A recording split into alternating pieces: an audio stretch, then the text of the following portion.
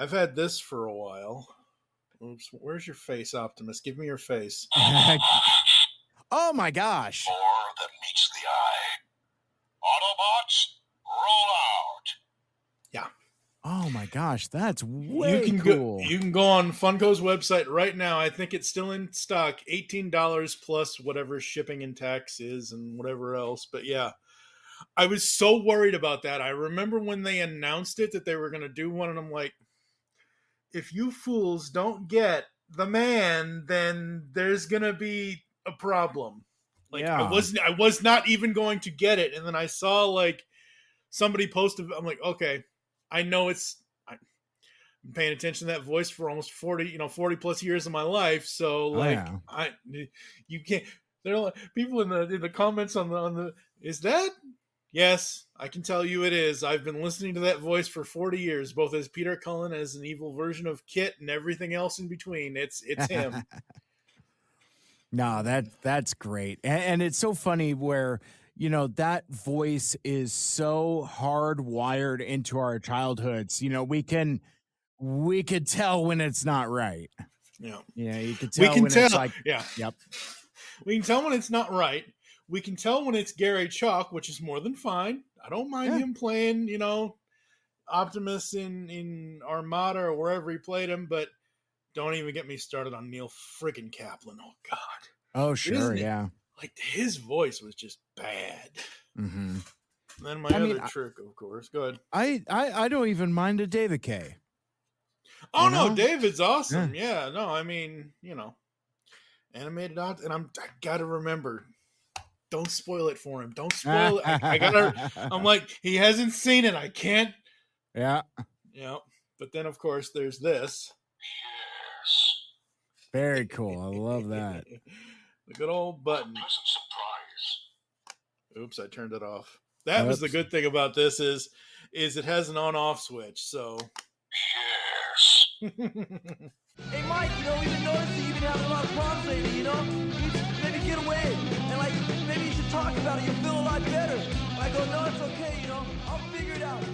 Well, I guess let's just kind of jump in and as we I guess this is kind of a follow-up of sorts to that show I did a while ago where I was just in a mood and I just had kind of like hit a breaking point and thought I would just like sit and record for a few. And the thing that I didn't anticipate is that show would resonate with so many folks because like the outpouring of messages I got from folks was quite frankly a bit overwhelming. Like I got texts, I got Facebook messages, I got Twitter DMs, like everybody was just kind of coming out of the woodwork to more or less let me know it's like, hey man, you're loved. Please stay. That kind of thing. And I didn't mean to scare anybody, but it was just like I just kind of felt a bottom, a despair that really I hadn't quite felt for quite some time. And I thought rather than bottling it like I've spent a good portion of my life doing, I would actually talk about it. And I'm glad that it that it connected with folks. But that leads me to where we are now because you, TFG1Mike, reached out and said, bro, if you seriously want to talk about this stuff, I got some material. And I've got 43 years. Folks, he spent 4 hours on my toy podcast talking about toys. I'm going to spend 4 hours on his show talking about my 40 years of existential dread.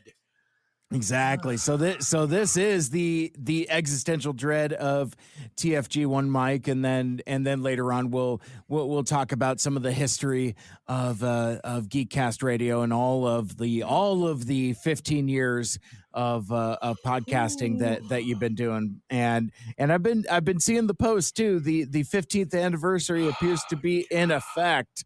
So well, I felt like doing so. First of all credit where credit is due. I have never been an art student. I cannot draw. I can draw a squiggly line. I can't draw a straight line. I can't draw, like, I can maybe draw a curve. I can't. I've never been an art student at all. So my buddy Steve Megatron, who started the GCRN with me, was like, I was like, okay, basically, this is funny. Steve is my AI, but he has actual intelligence, not artificial intelligence. So Actual intelligence. I like that. exactly. I prefer actual intelligence to artificial intelligence. Like, he has these templates that he comes up with for his formatting, for his uniformity for our website, for various, like, the various arts and whatever else. And he came up with a comic book looking format template for the pull bag, which basically the top left has the show name, the episode number, and then the bottom right has our logo, and then anything in between is whatever. So I'm like, okay, fine. If we're doing a review on, say, Transformers Volume 10 from IDW, put this picture of Optimus and Megatron in this, like, I can basically tell him to however I want it, whatever I want it, as long as he gets the gist of what I want in there. I don't care what I always tell him. I say, this is what I want. Do whatever your magical art skills are that you have, that you've done for the last X number of years of your life. And then he comes up with this awesome stuff. And that, I actually already had him do this, but I have a 10-year one, like the 15-year one you saw. I have a 13-year one, because back in 2018 I was trying to write what ended up being my 13th anniversary post, where I basically catalog everything. So I got a 10-year, I got a 13-year. I'm like, okay, 14 years. I'm like, just go ahead and do 15, 16, 17, 18, whatever, because I know I'm not going to not be podcasting Right. 4 or 5 years. I'm a machine. This is my life, So No, I love that, and again, a big congratulations to you and Steve and everyone who's been involved in GCRN over the last 15 years, and wishing you all of the greatest success as you guys go forward. It really is an admirable accomplishment. Like, I've been doing this, I don't know, 7 years now, something like that. So I feel like a podcast baby when I kind of measure myself against, like, folks like you, or like the Radio Free Cybertron guys, folks that have been, around in this scene forever. Well, Brian and XV, and especially Brian. I mean, Brian Kilby has been, literally, he invented podcasting before Steve Jobs came on stage and said, hey, this is, your iPod, this is your podcast. Before any of that happened in 2005, Radio Free Cybertron was going strong starting in 99. So, I mean, Brian's amazing. Everybody in the, and it's so funny. It's like, you've been around 7 years. Another one of my friends has been around 7 years. It's like, nobody in mainstream culture thinks that podcasting happened before, like, 2014. Everybody's like, oh, Joe Rogan this, or oh, Joe Rogan. I have no, I don't know them. All I've ever seen of him is whatever acting job he did on Fear Factor as the host. I don't care about them. I have no interest.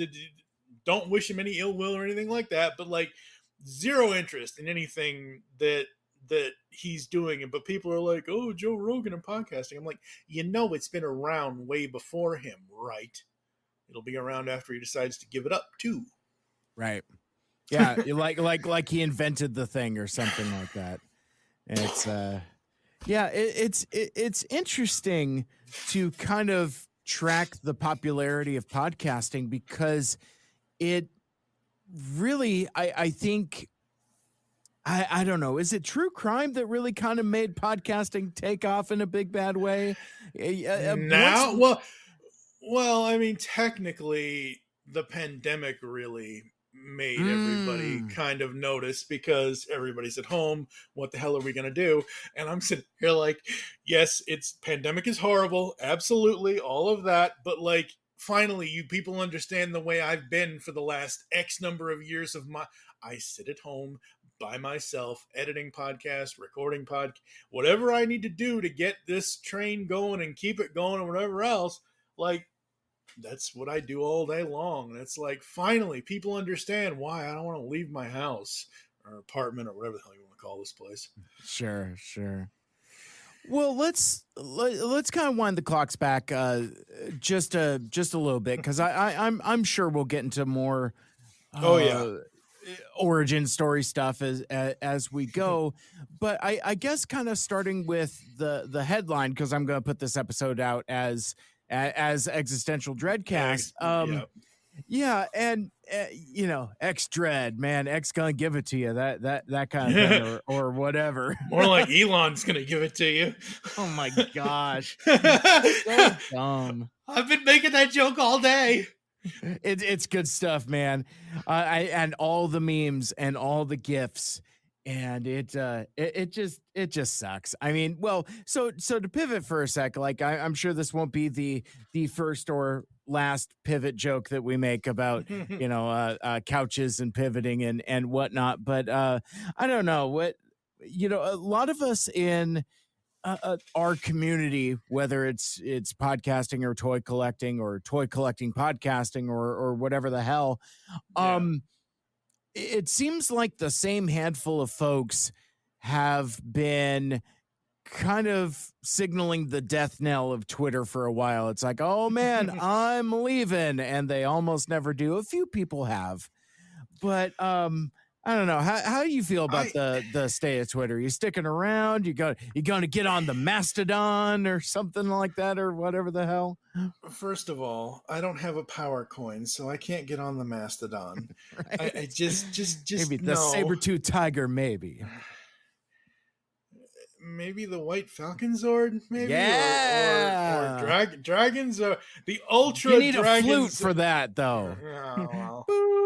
I had one at one point or another. You need a flute, a dagger that doubles as a flute. Talk about stabbing somebody with some musical notes. I don't know, man. I don't know. Look, I've been saying that Twitter has been a cesspool since maybe 2014. So him buying it and whatever he's doing, I don't pay that close of attention to it. I see the headlines. I know the major strokes of it, but I don't know. But this whole branding thing now, like I don't know. It's just so weird. And like, I'll stay on the train for as long as it's there. I've built up this entire presence on that. Like, I don't always, and that's the other thing. Any social, even the new ones that I have Blue Sky, I have Threads. Of course, Threads is Instagram, and it's all Meta and what's all Zuck and whatever. But like, I don't want to have to, like, oh, here, go to my profile, x.com/pages. And I'm like, X? Like, the joke, the Elon's going to give it to us. I even posted the song and said, hey, just curious, why did you just name it X? Like, I know he likes Space X and this X and that X, but like, social media X, social X, like something other than just X. Like, even Samuel Jackson knew to call it triple X. I mean, come on.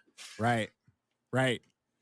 Yeah, it just doesn't seem to be all that creative. And for me, I'm just gonna stick around until it all burns down, and then maybe I'll find something else. Maybe I won't. I've always been a late adopter of social media. Like I don't remember how long I've been on Twitter, but I've been on Twitter longer than I was Facebook. I didn't get on Facebook until, I don't know, maybe like 6 years ago, something like that. And really? Even then, yeah, well, and because I was resistant and reluctant and kind of crabby about it. Yeah.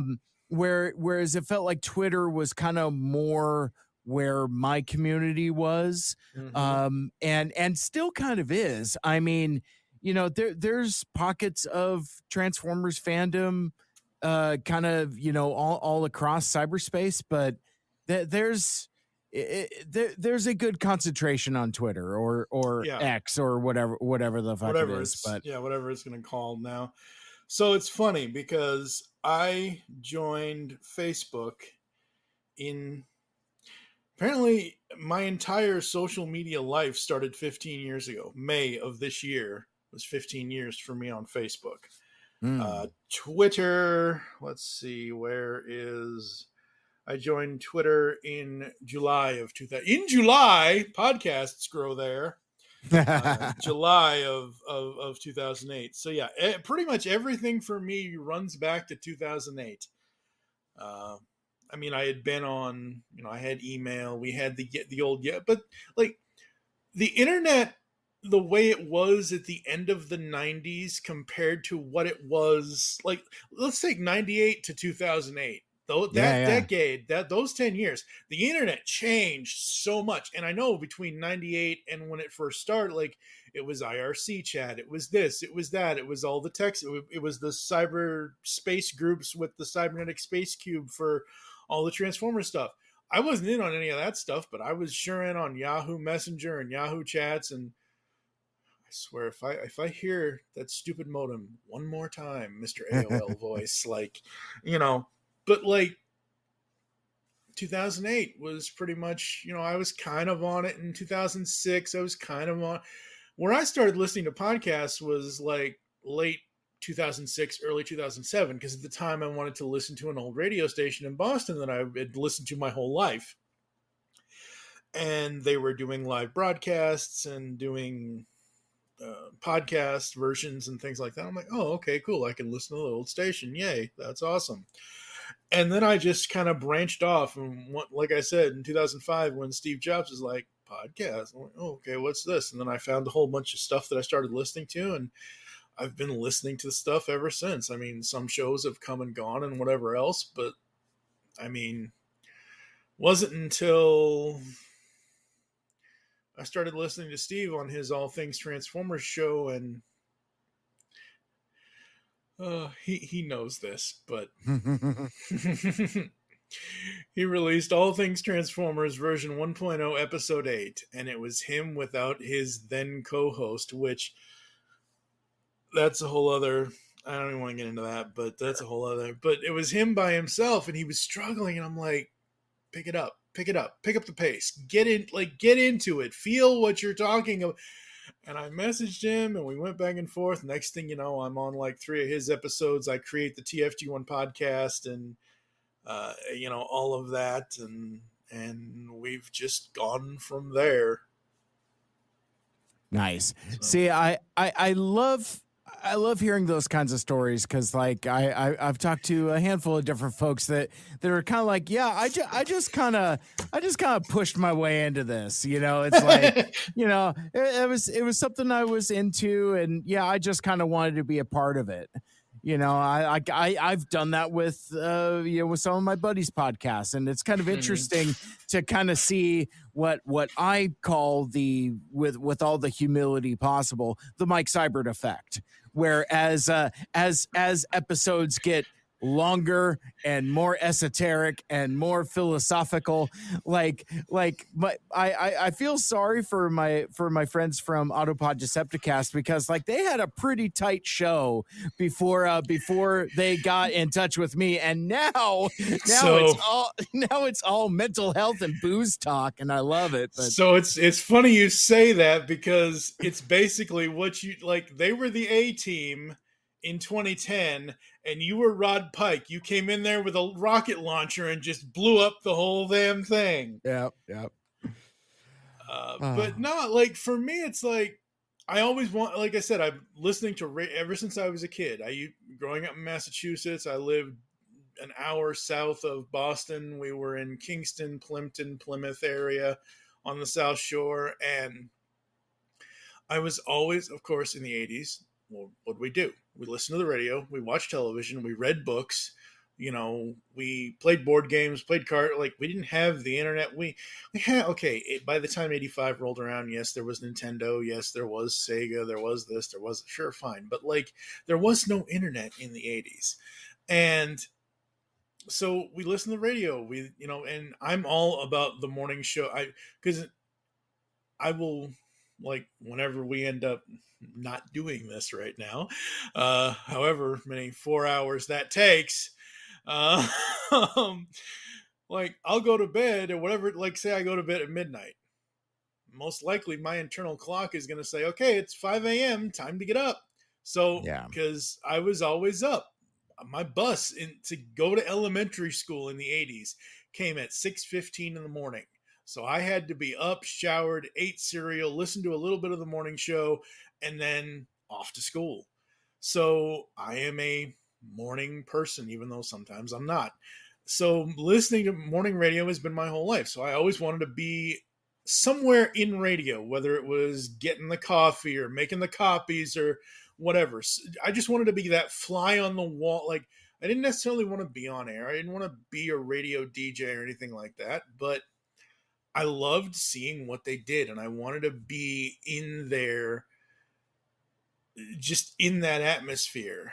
And in 2008, I was 4 years. I was only at that job for, I was, no, I worked at a place for about 5 years. It was, we'll get into this whole other side, but it was a social workplace dealing with permanent housing clients and things like that. So basically what I was a live-in resident. So basically I live on the campus. I have my own room. I have my own everything. But when the case managers aren't there, so I was basically working nights and I had my days free kind of thing. So what the hell am I going to do during the day? Can't do anything else. My job is at night. Yeah, sure. If I, go into work at, say, 8 p.m. and I'm off at 8 a.m., that's a good 12-hour shift.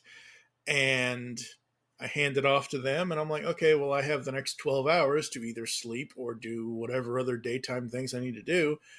And I just started getting like, oh my God, I need something to do. I have the job. The job is paying me. The job is doing whatever. That's fine. But I need to find something. And I had recently rewatched Good Morning Vietnam. Okay. And that guy, before the legend comes on, today in Saigon, the weather is going to be blah, blah, blah, blah, blah. The guy before Robin Williams, essentially, the newscaster. And I'm not trying to make fun of anybody that has that kind of voice. But, you've been in radio. You've seen personalities like that, where it's like, that they're just so deadpan and so monotone. And it's like, okay. So I basically almost sounded like that pretty much. And I eventually learned the thing that, I do best is I can work off of people or I can work with people. I cannot sit here. It takes me, Mike, about 3 days to work up 1 30-second ad for a podcast, because it's me sitting here by myself with Audacity open, trying to figure out how I can get this text out in audio form in 30 seconds and have it be good. Right. I can't do that on a long term. Listen to any of those first. I think it's first 14 or 15 episodes of the TFG1 podcast. I suck. So, I started building between Steve and myself, we did all of our shows together, between him, myself, Michael Wilson, Optimus Solo, Kevin Thompson. We all did all kinds of various things and whatever else. And that was going, and like, we would do review shows of cartoons and movies and TV shows. And 10 years ago, I started the Pull Bag because I got into comics full time and, all of that stuff. And when the pandemic hit, a switch just hit in my brain. And I'm like, I need to figure out something else. Because as much as I love doing all the review show stuff, as much as I like, everything changed for everybody else. Nothing really changed for me because I'm always here. I'm always at home. I'm always by myself, whatever. But everything for everybody else who has a real job, who has, it all changed. So I need to figure out something. At that time, when I started the Pull Bag in 2013, I didn't want it to just be your you can go on whatever podcatching client, iTunes, Spotify, whatever, you can put comic book podcast. A million of them come up. A million of them are going to review Long Halloween. A million of them are going to review Dark Knight Returns or whatever. I wanted something new, not new necessarily, but something extra, something different. And that's when the Pull Bag Origins started, which at the time, and a decade ago, it was 25 questions about reading comic books.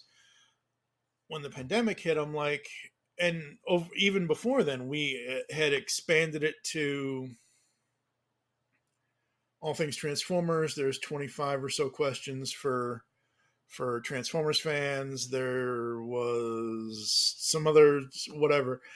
And I'm like, okay, Steve and I were like, we're going to start this new show. It's all in one under the whole thing. We can do whatever is in the audio and visual medium. So if it's a piece of music, if it's a movie, we can review it or whatever. And I'm like, okay, fine. I also want this other thing. I want to call it Podcast Approach within the show. And it's 30 questions about how you listen to or produce your podcasts. I needed something new and something different because while I love the review shows, I was tired. I was just getting so tired of it, and I needed to figure out a way to where I have all the time in the world. I can, if you want to record at 3 a.m., I can record at 3 a.m. If you want to record at 11 p.m., I don't care. I can cater to whoever's schedule. And right. I needed a format that I could approach people and say, hey, look, all you got to come on and do is talk. I will ask you questions. You give me answers. We'll have a conversation. And there's no prep for anybody else that's coming on. Like, you don't have to watch the first 20 episodes of Transformers Animated. You don't have to watch this. You don't have to watch that. It's just come on and talk. And we've been going strong with that for the last 3 or 4 years now. So that's awesome. I mean, I've always been blown away by the sheer amount of content that you put out. It's just like, I struggle to put out 2 shows. It's like as soon as I added 2 Mics Too Furious to the rotation, it's like I have like no time for anything else. It's like nope. that is it's just crazy. So it's like, and I always thought, I guess when I was getting ready to take on that project, I was like, okay, well, I'll just kind of alternate. I'll work on Mike Seibert Radio this week, and I'll work on 2 Mics Too Furious the next week. And it is not working that way at all. If you have a weekly show and you don't have the time that I do, that needs to be your show. Or you put that show on a 2-week schedule. You put it on a bi-weekly, every other week schedule. You can fit in the other show on the other week kind of thing. Whereas me, I can record 3 different episodes for 3 different podcasts in one night and have them all edited by the weekend and ready to go whenever I need them to be ready to go kind of thing, because I have the time. Again, this is what I do. So... Mm-hmm. And other people that have regular jobs, they can't do that. My buddy, Jesse W. Jackson, he does Set Listing Bruce, and he also does Perfectly Good Podcasts, and he does a Doctor Who show and some other stuff. But the 2 that I listen to is his Bruce Springsteen podcast and his John Hyatt podcast. And for a while, he needed some help, and I was like, look, you give me this amount of money or whatever else, and I'll edit whatever, however you want me to edit it. I'll edit all, because by that time I learned. In the beginning, I didn't know about editing. I knew nothing. I told Steve in the very beginning, I'm like, look, I'll sit down, I'll record, whatever else, you have to edit all of this. And then at some point or another, I started learning how to do it. And, Steve at the time was going through some job changes and different things. And I'm like, okay, fine. And I've been editing ever since. And I know some tricks. I don't know some tricks, but I get it done to where as long as it sounds, because that's the thing. I've been listening to podcasts so long, I know it sounds good in my ear. Yeah. And as long as I don't hear anything, as long as, there's no weird crashes or anything, there's nothing weird. There's no hums in the audio. Might be, you can do a little process here or there or whatever, but yeah. And I mean, so I told my buddy Jesse, I'm like, look, if you need help, I'll help you. I just need a little extra cash right about now. So I worked on his shows for, I don't know, month and a half, 2 months, something like that. And this man, like, I call myself a podcast machine. He's, what is Jesse? I'm sorry. He's older than us. Sure. He's older than us. And he was putting out, like, he would tell me, here's the next 4 episodes. I'm like, okay, when do you need these by? I need them by this date, this date. I'm like, okay, fine. You'll have them a day before you need them. Because I'm the type of person that you tell me a date, I'm either going to have it to you that day or potentially 2 or 3 days before you need it, kind of thing. Because I want to get especially if I'm being paid for it, I want to get the job done and get it cleared off the desk and all that and everything else. But man, he was just pumping them out more than it was crazy. Yeah. So, but yeah, no, I mean, none but time on my hands. So whatever people need, I will, as long as I'm able to do it, I can get it done. That's awesome. So I guess, talking about all of the different types of shows, I had mentioned in our correspondence that I'm a sucker for an origin story, and especially origin stories that include overcoming adversity. And, I know one of the things that we wanted to talk about here was, the extensive interviews that you guys have done, but I suppose let's go further back and kind of like, you had talked about your passion for radio, which I always feel a kindred spirit when I connect with podcasters who are radio folks.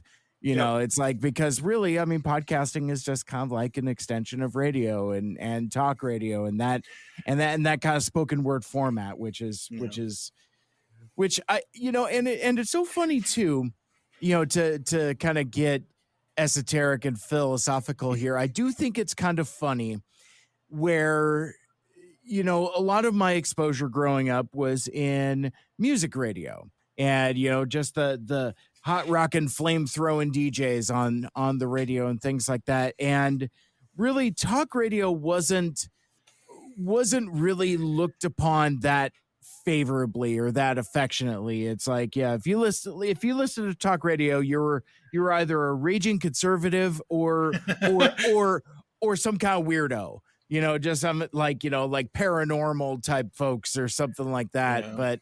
But what I think's happened, and I don't think that pop culture still hasn't quite caught up to this, that basically like podcasting, whether it's, this type of stuff or it's true crime or if it's audio drama or whatever the hell else, anything that's going on in big podcast, well, I don't think civilians realize or normies realize is that it's all spoken word format. At the end of the day, you're doing talk radio. And like I said, I don't think folks understand that or have a grasp on that. So the thing is I'm an audiophile. I would rather listen to something than have to, for me, podcasting and being a YouTube creator are two very different things. Having a YouTube channel, doing like toy reviews or whatever you're doing with your YouTube channel, that's something completely different. People that are out there doing tech reviews, that have been doing tech reviews for the last decade or so of iPhones and Androids and whatever else, that's something wholly different. When I started, I looked at the podcast as, this is audio. You're listening to this on your way to work, on your way home, on your jog, on whatever.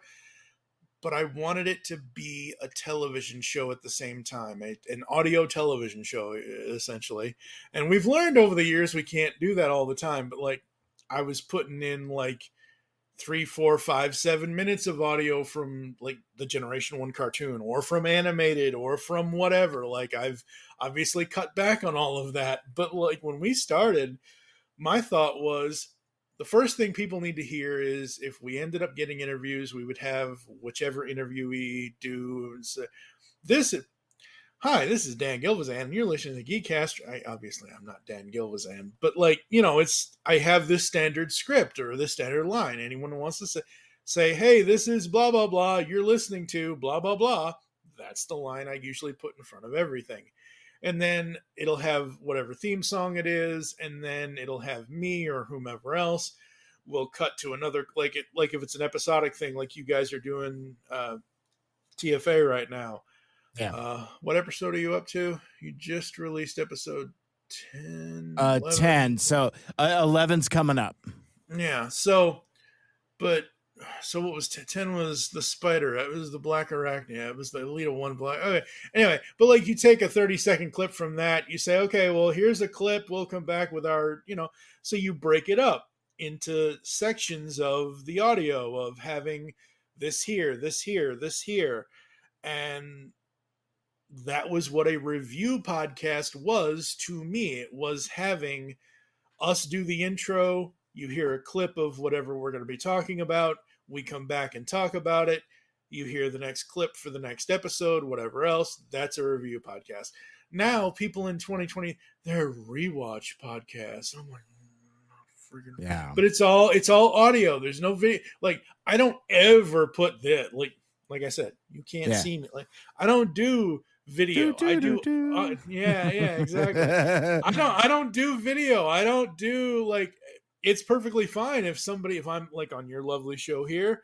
I've paid the MSRP on this, but it's one of those things where I deal in audio.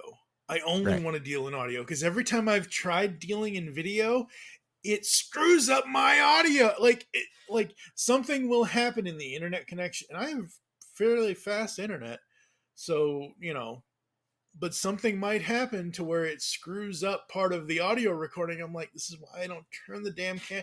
For the longest time, I didn't even have a cam. Like I had a Logitech, whatever it was, from like 2010 to 2013. Then I don't know what the hell happened to it.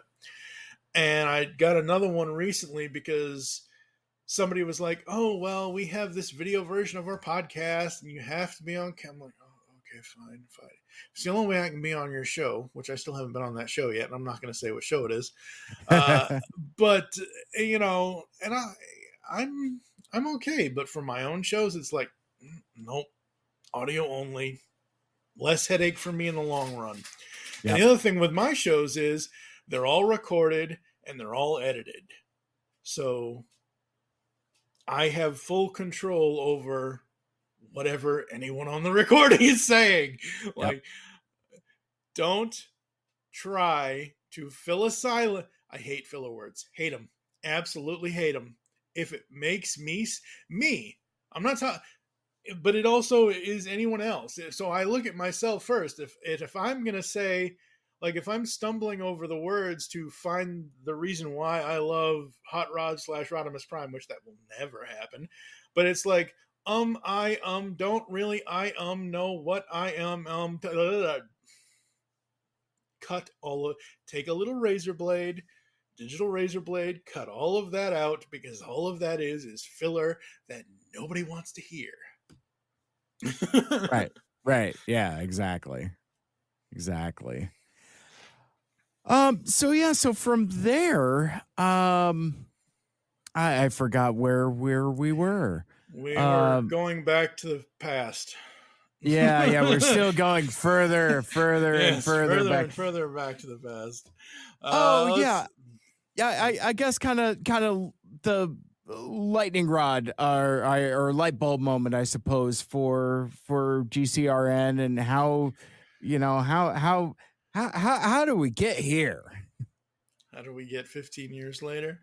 Yeah. Well, the network is only 14 years old. We started the network June 1st, 2009. So Steve started in 2006. I started in 2008 podcasting, and then we started the network in 2009. Basically, he had All Things Transformers. I had the TFG1 podcast. He had his website at the time. I think he still has it, PredaconEmpire.com. And we wanted to create something where we didn't just have to always talk about the stupid robots. Yeah. Robots always like, because and on the TFG1 podcast, if people look at that at the old feed, I would do supplemental episodes where we could talk. Like, that was the thing back then. If you didn't want to waste an episode of your show talking about the next thing you're supposed to talk about in the topic that you're doing the podcast on, you sit there and you write, okay, this is a supplement. We did supplemental episodes on Ferris Bueller. We did supplemental episodes on Beverly Hills Cop, all that.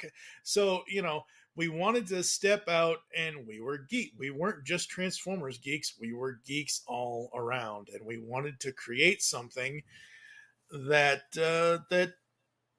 we could put everything under, and that's what Geek is. Predacon Empire, not exact. And I don't know. Steve is the web designer. He's the art guy. He's also the he needs to probably relearn some of the audio stuff. He knows what to do, but he just hasn't done it. Because for me, it's like, if you don't have the time, dude, I have the time. I'll do the editing, whatever. But it is what it is. So, like, we had strengths that we used. I eventually learned the editing strength, but all of that, and we wanted one place to put it, and we needed something cool. And my biggest thing was, I wanted it to sound like as far as the GeekCast Radio Network, I wanted it to sound like it was a radio GCRN. Like, okay, it's not a W, it's not a K if you're out in the freaking weird land of KWGN. I don't understand the K. I don't get it. W is much better.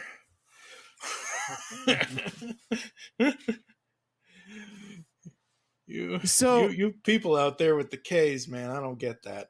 Yeah, man. Well, and it's funny too, because the Mississippi isn't really in the middle. It really kind of isn't. No. And that's basically what the dividing line is radio stations that are east of the Mississippi start with a W, and those west of the old Mississippi start with the dreaded K. So if I wanted K's, I'd go to Fenway Park and strike out there. So I think we were still kind of in that mode of chatting origin stuff, but like, I had said something to the effect of, like, overcoming adversity, and it seemed like that was material that resonated with you and interested you. So I guess you think, kind of. yeah. So I guess from there, let's just kind of gently wade in and kind of get our X dread on there. All right. And so where to start? Like I said before, born in Massachusetts, born in February 1980, and I was born with cerebral palsy. It's a mild case, but I was born with cerebral palsy.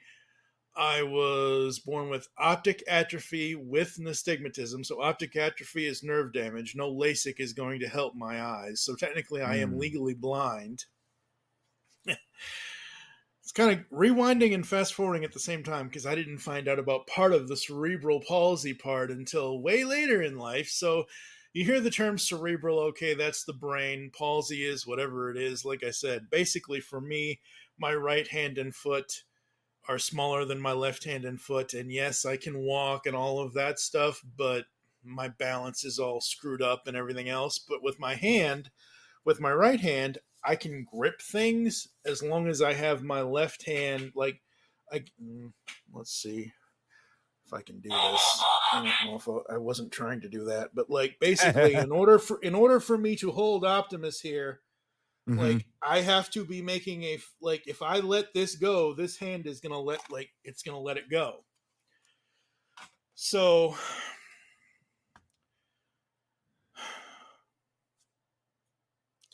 my mom went through all kinds of doctors and hospitals and up in Massachusetts trying to figure out what happened. How did it happen? What do we do? I was in casts several times in my life, both on my right leg and right arm. In the 90s, when I was living with my dad and my stepmom, I actually had surgery on my arm, on my right arm. They either moved around or removed the pronator in my right arm. I forget. I've got the scar. I can't show it to you, but Sure. it's basically, it's over here somewhere. Mm-hmm. Basically, that was to hopefully get more motion, more range of motion out of my arm. Basically, unless I'm doing it with my left arm, I cannot move. Like, I can move my fingers individually, but it has to be like, again, it's a brain thing where it has to be, if I'm doing it with my left hand, this is not sending the signals to this side of my body. It's just not doing it. It's just Right. not doing it. And I wasn't sure, I never was sure what the cerebral part of I mean, again, I know it's brain something. So in 2018, I've had headaches my whole life.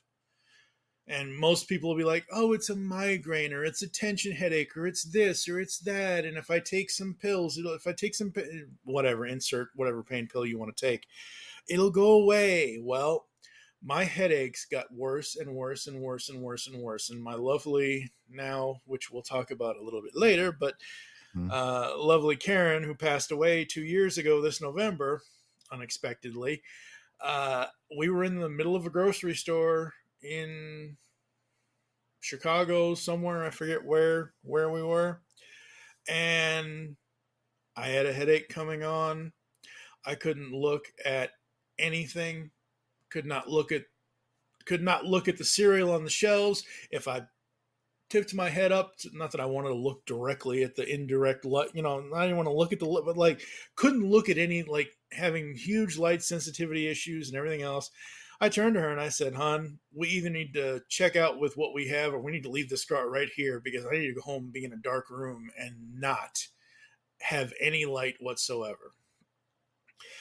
And rarely we would go out before noon, but we were out at like 8 a.m. that morning doing grocery shopping, because my thought was, let's go out, get it done early when no one's there, practically, on a Monday or whatever day it was. No, it was a Sunday. Everybody was in church, for those that decide to live that life. We were trying to get, and it just kind of hit me, and I'm like, we either check out with what we have. We didn't even have half of what was on our list, or we leave this here. I've got to go home. I took 3 ibuprofen, 600 milligram ibuprofen at the time. This was like 8 o'clock, 9 o'clock in the morning. And I just told her, I said, I need to go to sleep. I just need to close my eyes, go to sleep, because this headache is not going away. I can't focus on it. I can't sit in front of my computer. I can't do any podcasts at it. I can't even lay there and watch TV with her or anything like that. I'm like, I just need to go to sleep. So I went into our guest room and got in the bed, fell asleep for like, I don't know, 3, 4, 5 hours. By noon, 2:30, whatever it was, woke up, still had the headache. By the end of that day, by the end of that Sunday, I had taken 15 600 milligram ibuprofens, because it was just not, it was just not going, the pain was not going away. Like, my head felt like it was going to pop out of my skull. There was something wrong. We didn't know what it was. So I went in and I had all these MRIs and CAT scans and dog scans and whatever else. And they're like, we're setting you up with it wasn't an orthopedic surgeon, but it was some brain surgeon guy at Lake Forest Hospital in Illinois. And you need to go in, you need to talk to him. We've done all the scans, we've done all this, done all that. And what they found was, in 2019, right before the pandemic hit, in late April of 2019, I had excess spinal fluid on my brain. I had basically had water on the brain. For anyone who doesn't know what it is, but the technical term for it is hydrocephalus. And it was a couple of days or a couple of weeks or a couple of months before this, I had seen that, not Art, who was the other guy? Tim Conway, that's what it was.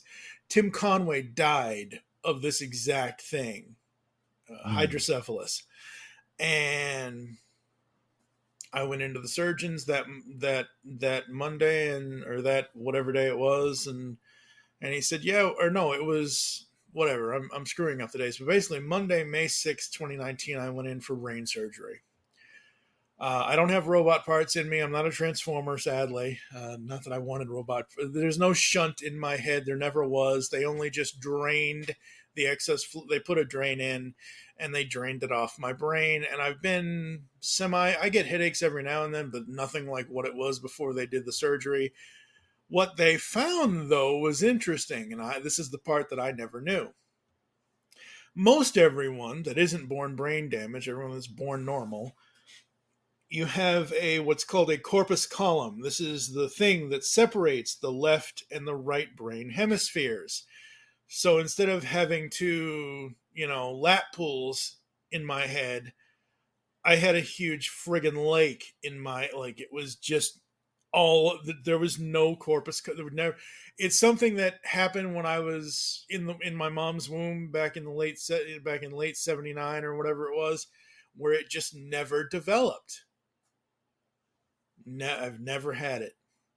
So apparently I had water on the brain for like 20 or so years or whatever it was. I don't even know how long it had been building, because like I said, by April of 2019, I was just like, nope, just something wrong. Got to go get it. Got to go have all this stuff checked out and whatever else and all that. And yeah. So basically the doctor, I didn't want to do it. Cause like I said, it was a Friday to Monday kind of thing. He's like, yeah, we need to get you in here. I'm like, can we wait a week? He goes, if you wait a week, you could be dead in a week. I'm like, okay, see you Monday. Yeah. Here I am. What is it? 2019, 2023, 4 years, whatever the hell long, many years. It's 4 years later now. And like I said, now I'm okay. I get headaches every once in a while. It's not like it was. I don't have them every day like I used to. But I still have things wrong with my brain, because I still can't.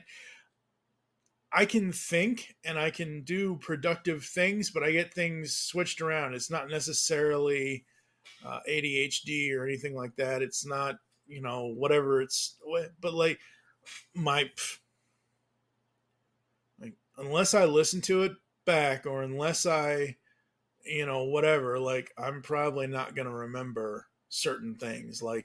I could do this, and then 20 minutes later, I'm like, did I do that thing? I have to go check to make sure if I did something or if I didn't do something. Right.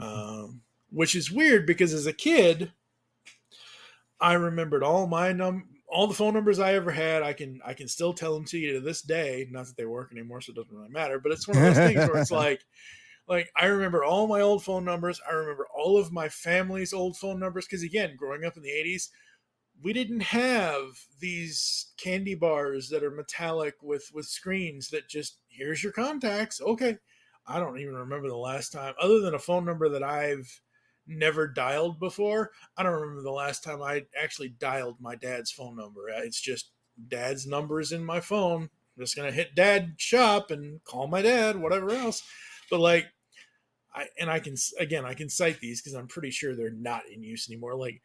Our original phone number was 617. Crap, now I'm forgetting it. Yeah, no, 617-585-8487. My grandmother's was the same thing, 617-585, but hers was 2539.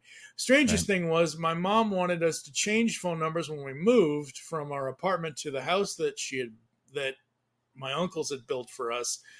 The phone number we ended up getting changed to, which we always had to make sure we didn't confuse with my grandmother's phone number. Grandma's was 617-585-2539. Ours was 2639, one digit. So try to keep that straight without a cell phone. Oh my gosh. Yeah. Madness. So, yeah. So, I mean, you talk about overcoming adversity, and, with all of those different challenges, more challenges than most, and more than what a lot can relate with. How do you get through it? You know, because I mean, you know, we're knee deep in existential dread, but like, Yeah.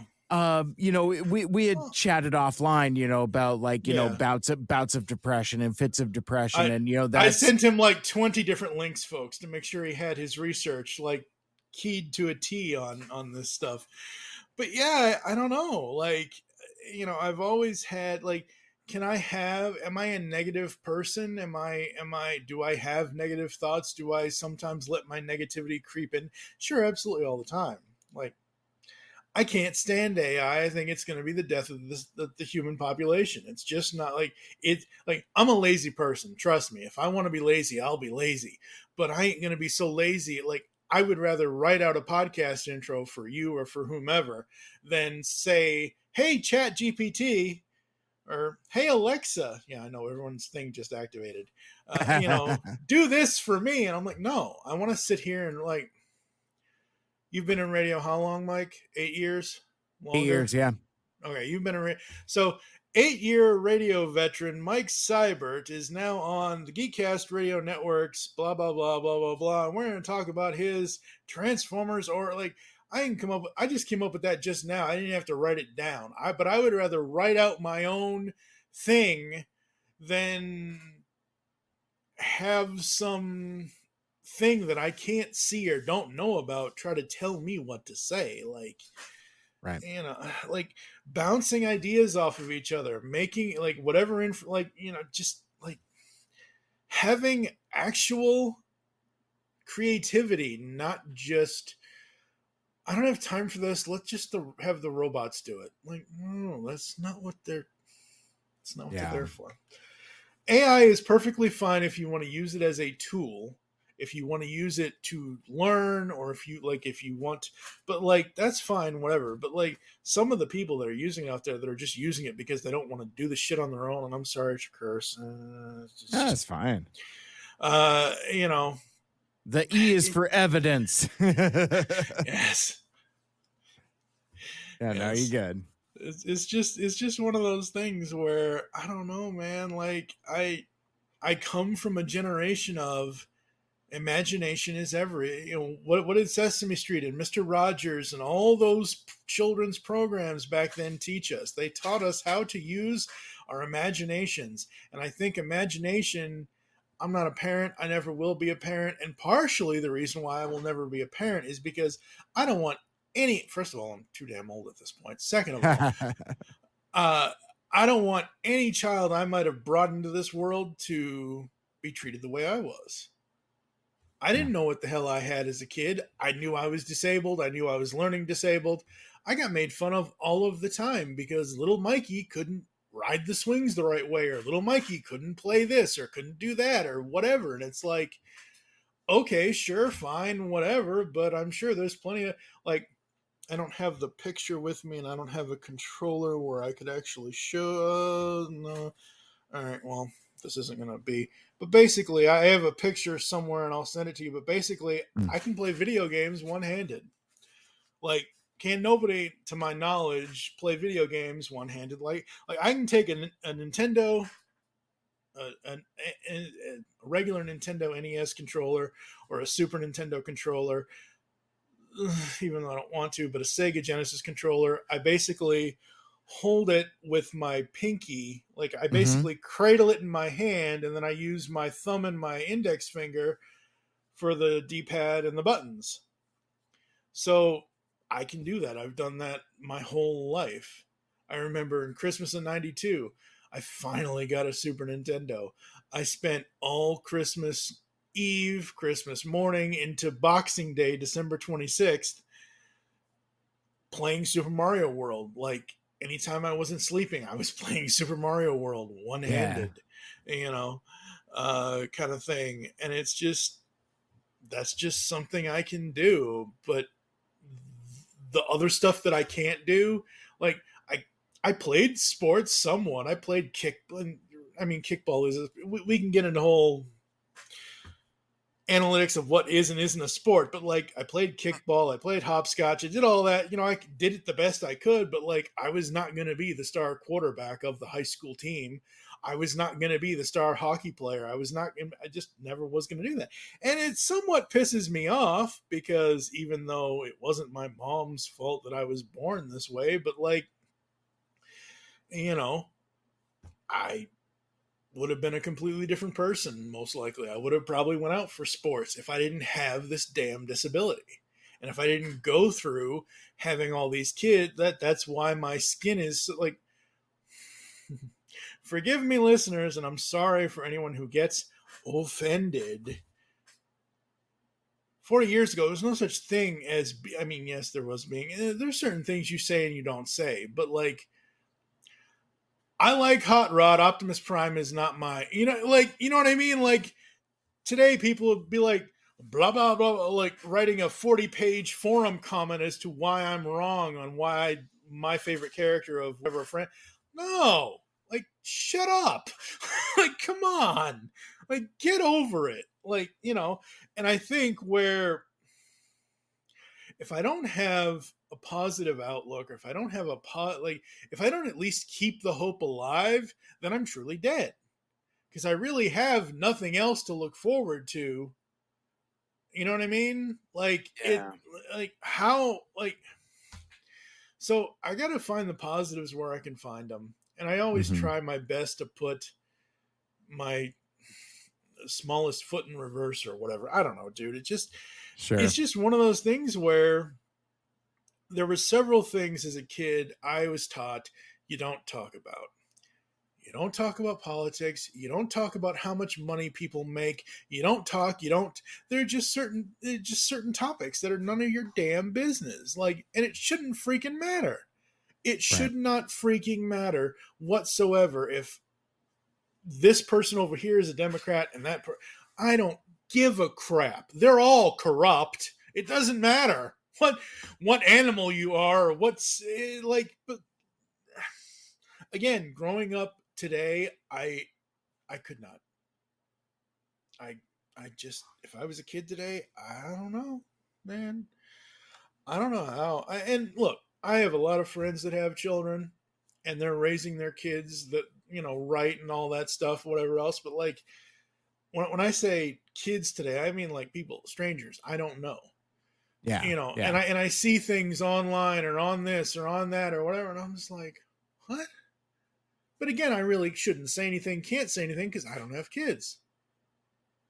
But like recently, I guess I explained this incorrectly to someone.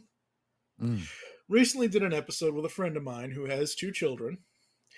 She's a mother, and she does not like Paw Patrol. Okay. I don't know.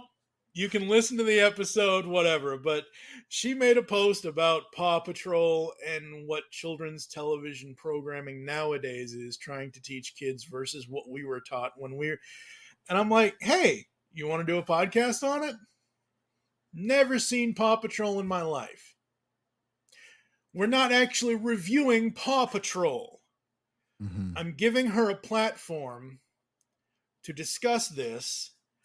And my aspect of like, it's kind of like you and Mr. Andrews. You've never seen Transformers animated.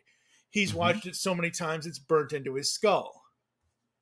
You're watching it for the first time. You're forming your opinions for the first time, whereas he knows it by heart.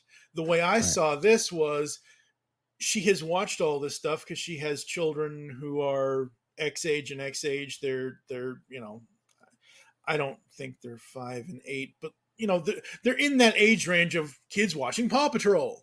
Yeah, the age appropriate, sure. Right, exactly. So because her kids watch it, she's had to endure it, whatever else. And I'm like, oh, okay, fine. I've never sought, I've never had a reason to seek it out. So I was trying to explain this to another friend of mine of what I was going to be doing. Like I was going to have this podcast with this friend, and this other friend is like, how can you review something if you've never seen it or if you're not going to watch it? And I'm like, it's not us reviewing the show. But how can you talk about it if you don't know anything about it? Isn't that the point of having a conversation with somebody, is to learn something? And this other friend is like, I'm so done with you always thinking you know everything more than anybody. I'm like, wait, what? This other friend blocked me on Facebook. I really don't. Wow. What? Like literally, whatever. So we had the conversation. I actually did that day before we did the recording. I went onto YouTube. I looked up, I think I watched maybe 25 or 26 different clips from Paw Patrol so I could see for myself what it was, what it is, and I came away with certain things that she didn't think about. But we recorded that episode, we released it, and nobody's really come after me saying, "Oh my God, why are you doing a children's television podcast when you don't have children?" I'm like, no. Wow. Nobody's coming after me for it. And my point was children's television programming then versus now, because I grew up on Sesame Street, I grew up on Mr. Rogers, and these kids today are growing up on stuff like Paw Patrol and Bluey and whatever. And I wanted to give my friend a voice. I wanted, do you want to just take this past your Facebook post? Let's do that. Let's find a way. I've got a 15-year-old podcast network. All you got to do is show up and talk. But this other friend's like, you suck. Bye. Okay. Your loss. Whatever. She didn't say that, but she pretty much, I don't know, Mike. It's just freaking crazy. But so me with the whole, going back to the whole, how do I have, if I don't wake up and try to make the best of, it depends on how I sleep the night before. Because that's the other problem with me being 6'1" and almost 500 pounds. People are like, "Oh, you should lose weight," or "You should," it's really hard to lose weight when you're disabled and you're bound. Some days I can't get out of bed in the morning, kind of thing, because the balance is always off. Whatever, but if I don't wake up and at least try my best, something again, waking up at 5 a.m., 6 a.m., whatever, if I have a good morning, say until 11 or almost lunchtime, whatever, but something happens and it's like, okay, well, this day's ruined. I'm going to go probably rest for a little while, but I'll come back at 4 or 5 p.m. and try to, but as long as I can make generally every day a good enough day to where nothing really stresses me out or nothing really, makes me want to spiral and just say screw it. There are days that I've had that. Days that I've had that is when I haven't slept the night before at all. So, but I don't know, man. It just, if I don't have this positive, I have negative opinions and I have negativity with some of the toy collecting stuff and some of the this and some of the that and whatever else. But as far as getting up and getting through every day, it's hey, today's Monday. Yeah. I hate Mondays. It's Garfield always, I hate Mondays. It's like that thing I mentioned earlier about the word porn page on Facebook. I don't hate you, but you're the Mondayest Monday thing in my life right now, kind of thing, where it's okay, that's funny. That's cool. That's whatever. And then something happens to me where it's okay, well, this day was instantly made better. I don't know if this was on earlier, and I'm pretty sure the video isn't going to be up anywhere, but that's fine. But if this hadn't shown, if the Rodimus Galvatron 2-pack Funko Pop didn't show up today, I mean, I wasn't really having a bad Monday, but just as a general token, Mondays really aren't my thing. Right. But I knew, that came in. I was like, oh, okay, that instantly made me happier. I thanked my buddy who sent it to me and whatever else and all that. And I knew we were obviously going to be doing this and getting into all these issues. And I knew that you and I had a 4-hour Toycast blast. Yeah. Talking about your origins in toy collecting over on the GeekCast Radio Network. The Mike Seibert Radio Podcast does not endorse or sponsor the GeekCast Radio Network. Not anyway. Or maybe it does. Who could know? Maybe it does. Who knows? Go check out those shows because they rule. Yes, they do. You know, so but like, you know, again, it's one of those things where if I need to take a break or I need to step away or I need to just go lay down and take a nap for an hour, I'm more than fine doing that and it doesn't ruin my day. But there are plenty of times in the last couple of years where it's like, I don't even feel like dealing with today. I got to get up. I got to walk around. I got to stretch. I got to, you know, take a shower, have some breakfast, do whatever. But right after that, I'm getting right back into bed because I ain't dealing with anything. I've had days like that. We've all had days like that. Absolutely. But, you know, I try my best to just stay as positive as I can, if I can. Well, you know, and it's interesting because, like, looking at that through the lens of content creation, and because like one of the things I run into sometimes, one of the criticisms I run into in my personal life is like, oh, you know, you're so negative, you dwell on the negative, you look at the negative, and I think sometimes there's a dichotomy between the type of content I engage with, the types of content I create, and just kind of how I am as a person. Meaning, like, you know, I don't feel like I actively pursue grumping around, but I do have a very snarky sense of humor, and some of my content does kind of skew towards negative criticism. I like talking about stuff I don't like, you know. I kind of like not liking stuff, that kind of thing, and sometimes that comes through. It's like, well, Mike, do you even like anything? I'm like, I like tons of stuff, and it's like, well, how come you don't talk about it? And sometimes, and maybe this is kind of like the weird double-edged sword of negativity, is that, you know, sometimes that's just more interesting. Like, I could talk for hours about how I don't like the Flash movie, but like it seems like I can only spend half of that time talking about any given movie that I do like. It just seems like there's more material there for me to engage with stuff that I don't like than the stuff that I do. So it's funny you say that, and I'm early in my podcasting career, people would be like, you're not giving any actual constructive criticism about this. You're just saying what you like. Okay, I'm sorry. I like the fact that it was not Hot Rod's fault that Optimus got dead. Megatron pulled the trigger, damn it. Hot Rod didn't have his hand on the gun. You know, like, sorry.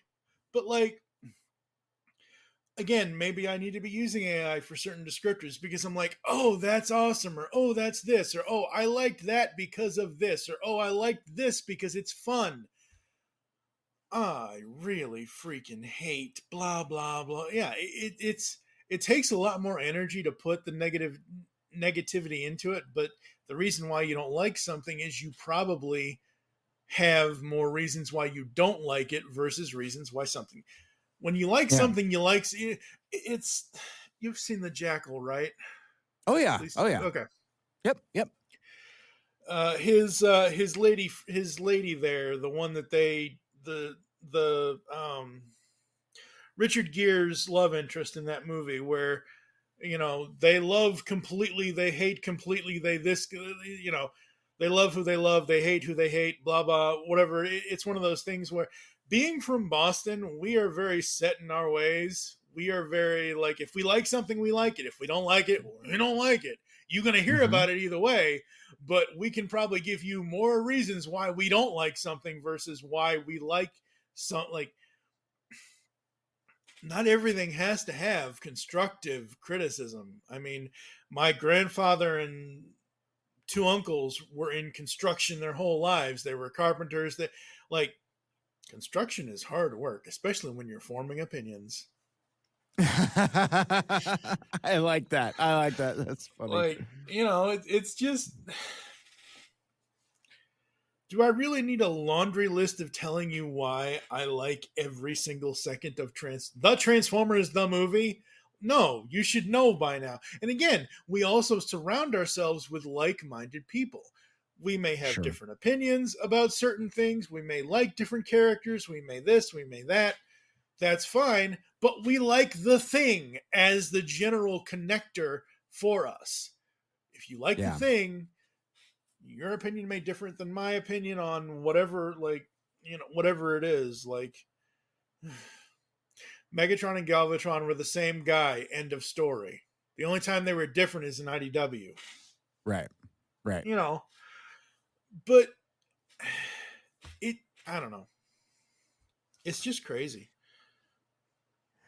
Yeah, and it's interesting to try to parse that out and separate that. It's like, well, because I do critical negative skewing content, does that make me a negative person? I don't specifically think so, but there are times that kind of seeps in also where like you were talking about, the days you don't want to get out of bed, that kind of stuff. I mean, like, okay, you can be the most positive person in the world and you can have a negative opinion on something, but that negative opinion should not ruin your entire day.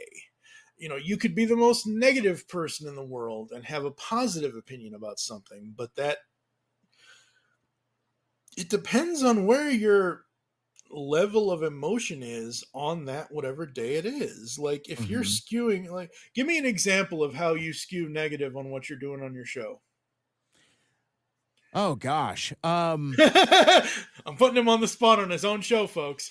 Well, I'm trying to remember, and it doesn't even count because it wasn't even my own show. But like last week, I was a guest on my buddy Greg's show, Unfunny Nerd Tangent, and we just basically bitched about the Flash for almost 2 hours, because that movie's not great, and I do not like it. And there are things that I found especially offensive to my sensibilities. They're like, you were talking about AI earlier, and I am having less and less taste for actors that have passed away being risen from the grave in ghoulish computer generated ghost people. I really don't like it. And there was one cameo, quote unquote, in particular that really set me off to the point where I, being a mature adult person or a mature identifying adult person, felt that it was appropriate in a crowded movie theater at top of my lungs. I'm like, this is a true ass story. So it was a press screening. It was a week before the movie came out, and like, we're doing the cavalcade of cameos, and these my fellow moviegoers, these mouth breathers, these civilians, just cheering at everything. Woo! Throwing babies in microwaves. Woo! Yeah, just cheering it, like just the most inane stuff. And there's this particularly ghoulish computer generated cameo where a beloved actor is risen from the grave, and people are just losing their minds. Woo, woo. And amongst the cheers, at the top of my lungs, I was like, oh, fuck you, movie. and that was something I felt was appropriate to do. So okay, going off of that, I will tell you that spoilers have never affected me, because with my brain, I will most likely forget what you say by the time I see it. So that's funny. The movie's been out long enough; it's on digital now. Like, go ahead and tell me who the cameo was, because I'll probably forget it by the morning. Sure. It was Christopher Reeve as Superman. Oh right. Oh, I remember. Yeah. And it just made me so mad because it just doesn't belong there, and it feels crass and exploitative.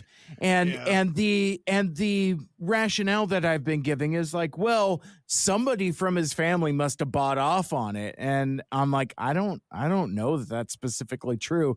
And even if they did, that doesn't make it not disrespectful for my sensibilities, whether whether the family thinks that's okay or not. I didn't. So now, okay, so I'm pretty sure this doesn't happen. Is there any point in the movie that Michael Keaton does voiceover where you don't see him, but you hear his voice? No, I think it's pretty much him on camera. Okay, that's the entirety fine. Of the time he's right, there, that's fine.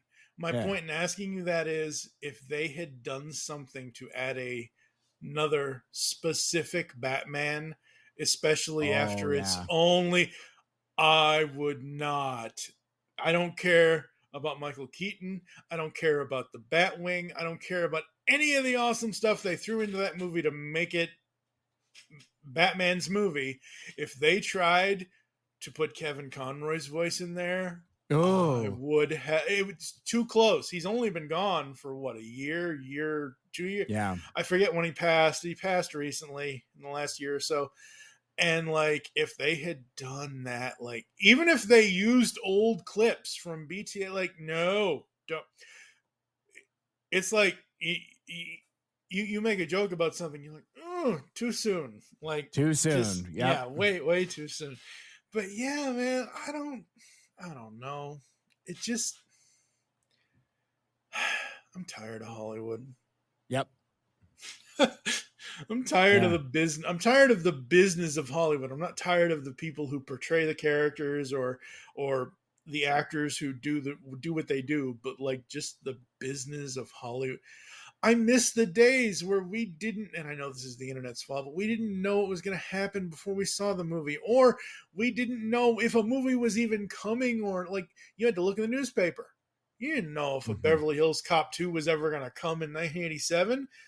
Beverly Hills Cop was perfectly fine. I was 4 at the time, so I never saw it. I saw the second film first, but it's just, I love the instantaneous of getting content like podcasts and music and TV. Like, I love the content consumption, but the instantaneous of learning about what content is coming in the next 7 years, I'm sorry. Whatever Comic-Con it was that Marvel at the time blew their wad on phases 5 and 6. I'm like, oh God, this is too much. And it isn't even here yet.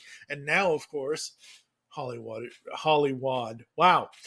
Yes. Hollywood is going to be shut down because of the strike and all that. And look, I'm all for these actors getting what they want and getting what they deserve and not having AI replace them. Like, you can't replace Jennifer Hale's voice as whichever, I know people will say Femme Shep, whatever. For me, Jennifer Hale will and will always be Black Cat from the 94 Spider-Man cartoon forever and always. So, but like, she was putting out on social media, like, I do not, unless I give you my express written permission, you do not have permission to use my voice in AI and I'm like, good for you. Go. Yeah. Do your thing. Like, that's ridiculous. Yep. Hollywood's cheaping out and it's pissing me off.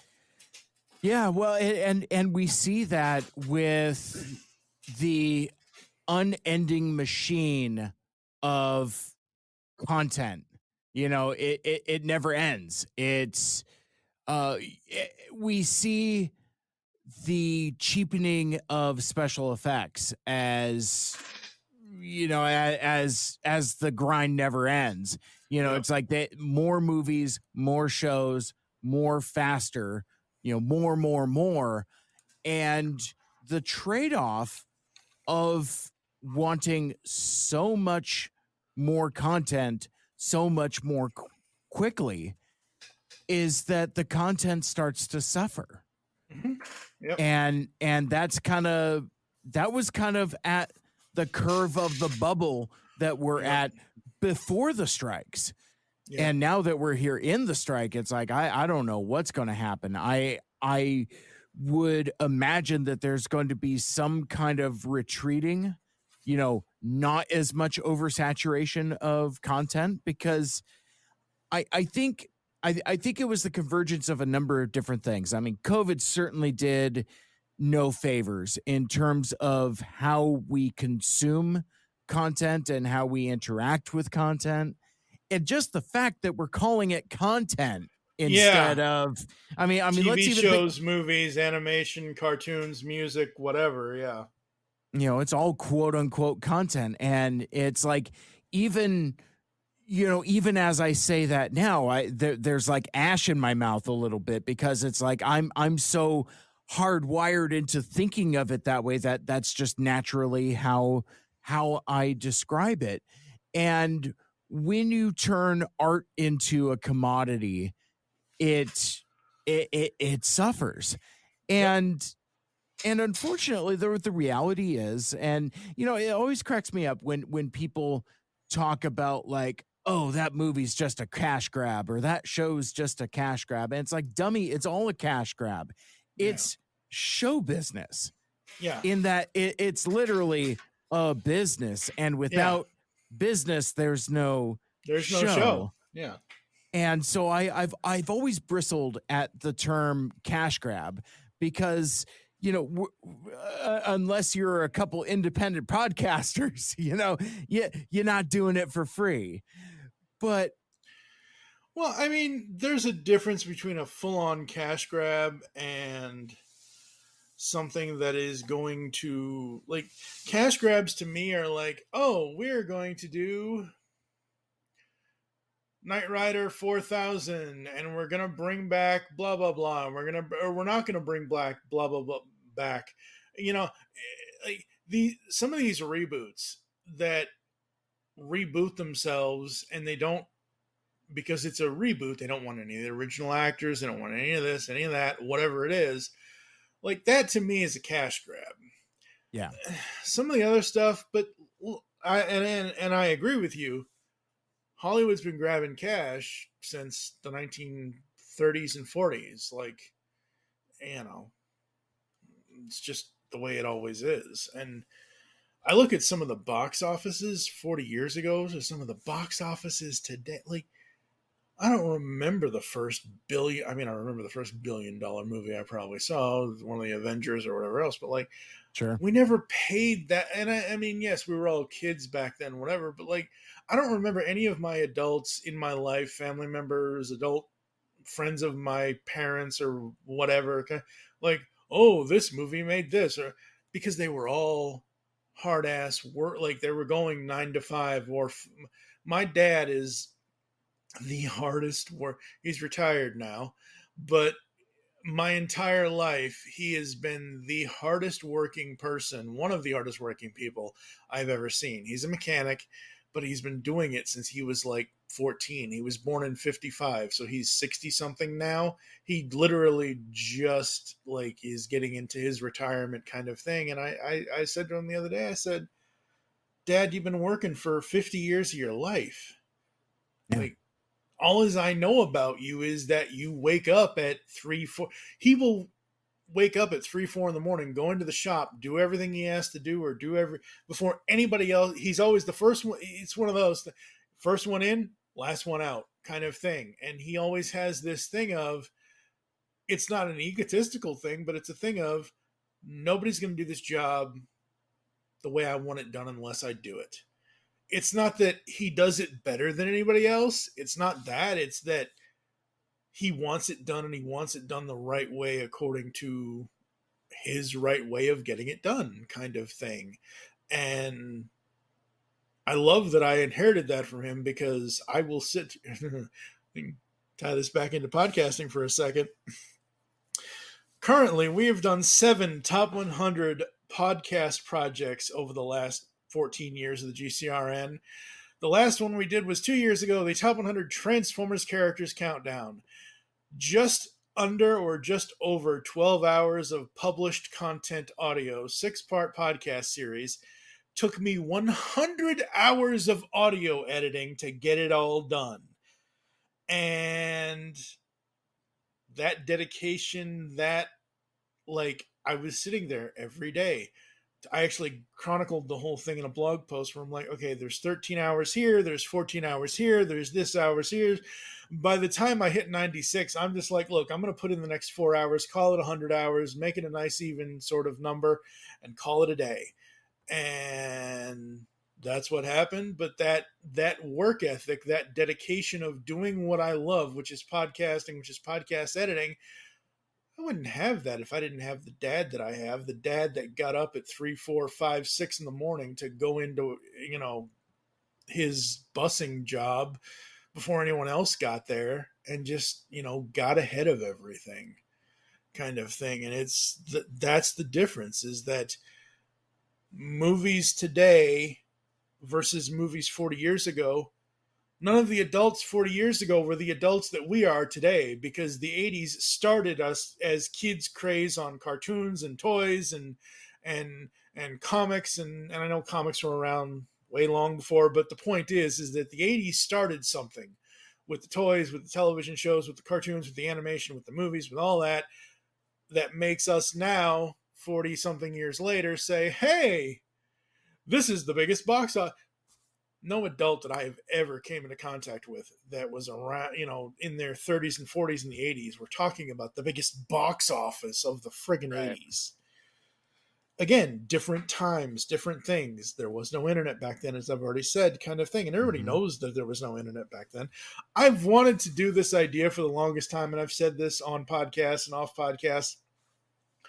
I want to create a story where the internet was online and brought to life in 1979. Okay. Where would that think of it as a Back to the Future kind of thing? You get into the DeLorean, you go to 1979, you somehow figure out how the whole internet's going to be. You take that timeline, that 1979 B, and take it to 2023 B. Yep. How fucked up would our society be now if we had the internet back in the 70s? Right.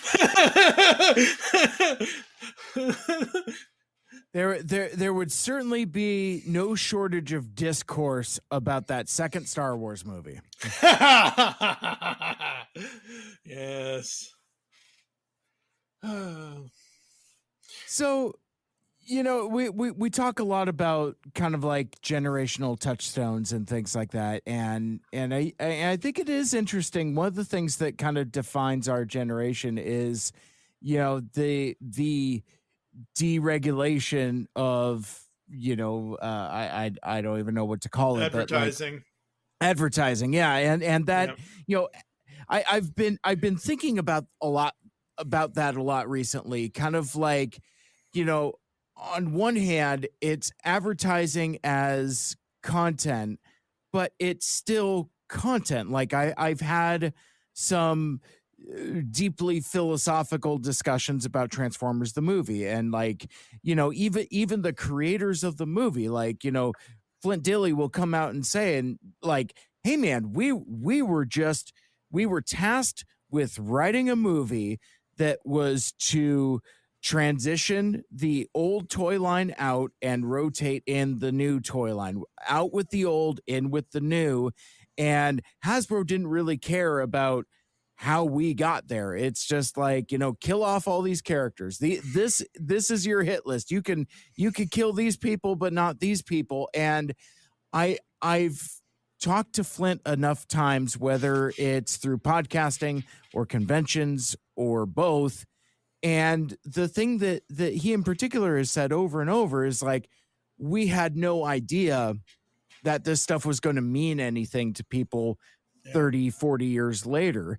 And it's interesting because, like, retroactively, folks, probably millennials, have, kind of talked about the stuff we grew up with, the deregulated advertising content, as not valid or somehow less real. And like, you look at something like Transformers the movie, which is probably like one of the most aggressively consumerist pieces of media, but I don't care, because that story and that movie and the way that it plays out is special to me. And regardless if it's there to sell toys, I guess like my backlash to the backlash or my pushback against the pushback is that I don't care how it came to be. I just care about how it made me feel. And that's no less valid than the content that we have today, even if it's not specifically meant to sell toys. Yeah. It's like owning the nostalgia. It's like, you could have nostalgia, but also have awareness about it. It's like, kind of keep it on a leash, or at least have awareness of knowing what it is. Well, I mean, for me, the nostalgia of it is what the movie represents, what the story is that it tells. I had Rodimus Prime maybe, I had him 2 years after the movie came out. I had him in 88, and I had, the classic Rodimus Prime with the trailer, the whatever. But like, I don't remember having any. I think the only 86 toy I had, but he was out before then. He was part of the 85 line. Was I had Astro Train. Like, he was one of the. I had Astro Train. I had Blitzwing, but like, they were also part and parcel, sort of the new characters, even though they weren't the full definition of new character. But they were still around, kind of thing. But like, I never had the 86 Hot Rod. I never had the cup or the wheelie or the this or the that or the whatever else. Never had any of that stuff as a kid. I still had sound. Oh no, I didn't have sound. That's a whole other story. I had Blaster. I had Blaster in his cassettes. I had the Constructicons. I had Laserbeak, but I don't freaking know. But, I had Optimus Prime. I had Megatron. Megatron will never be a gun anymore. That's fine. Get over it, folks. It's okay. He can be a tank or a jet or whatever. It's fine. Doesn't matter. We don't need violence with our children these days anyway. We need violence back then, but we didn't know, kind of thing. Yeah. But, like, for me, the nostalgia on the movie is basically like this. Damn it, it's not working. More than meets the eye. I hear that voice. I hear Peter Cullen as Optimus Prime, or I hear Judd Nelson as Hot Rod, or I hear Lionel Stander as Cup. I hear any of the voice actors do any of the lines. That's the nostalgia. Every time Peter Cullen talks and tells it, he tells it the same way because it's the same story. It doesn't change. The story about his brother Larry and how he came up with the. Anytime he opens his mouth and talks, I pretty much cry, no matter what. I could be sitting here watching a TFCon panel. I could be watching wherever he is. You get him and Frank in a room together, and he says something, or Frank says something that's not. It's not funny, but it's like they did it's kind of like the thing where like Autobots, roll out. He said the thing. He did the thing. He did the thing. He did like it's that kind of thing where it's like, holy crap, this is being done, or holy crap, this is him telling the story. When we interviewed, we only have one with him or two. We have one. When we interviewed Dan Gilvezan, just hearing him tell the story, telling the Wally Burr stories, or telling the studio stories, or telling whatever, like just hearing him. You have not heard. You talk earlier about bringing ghosts back from the dead. Yeah. But seriously, like when we had, I think it was it was probably the first time, we had Phil Lamar on for Transformation Animation Podcast. We had him on for an interview. And I asked him, I said, so when you got to read for Jazz, did they tell you they wanted a Scatman? Or did they tell you to do your own thing? And he's like, they wanted me to do my own thing because once I go into Scatman, and then he goes in, and I'm just like, oh, I'm trying not to interrupt him because as he's talking I'm like, holy crap, Hong Kong Fooey's behind me, and he's dressed as Jazz. Like, what the hell is going on? Like, he goes, Megatron, you're going down. And I'm like, oh my God, it's just so good. it's those kinds of things when it comes to Transformers, whether it's the movie or the cartoon or G1 or animated or Beast Wars or whatever. It's those moments in the animation and the voiceover, like those are the nostalgic moments that I attach to. I don't attach to Transformers the movie for the toys at all because I never had Right. the movie toys. Yeah. It's just not. Yeah. So, all right, where you want to go now?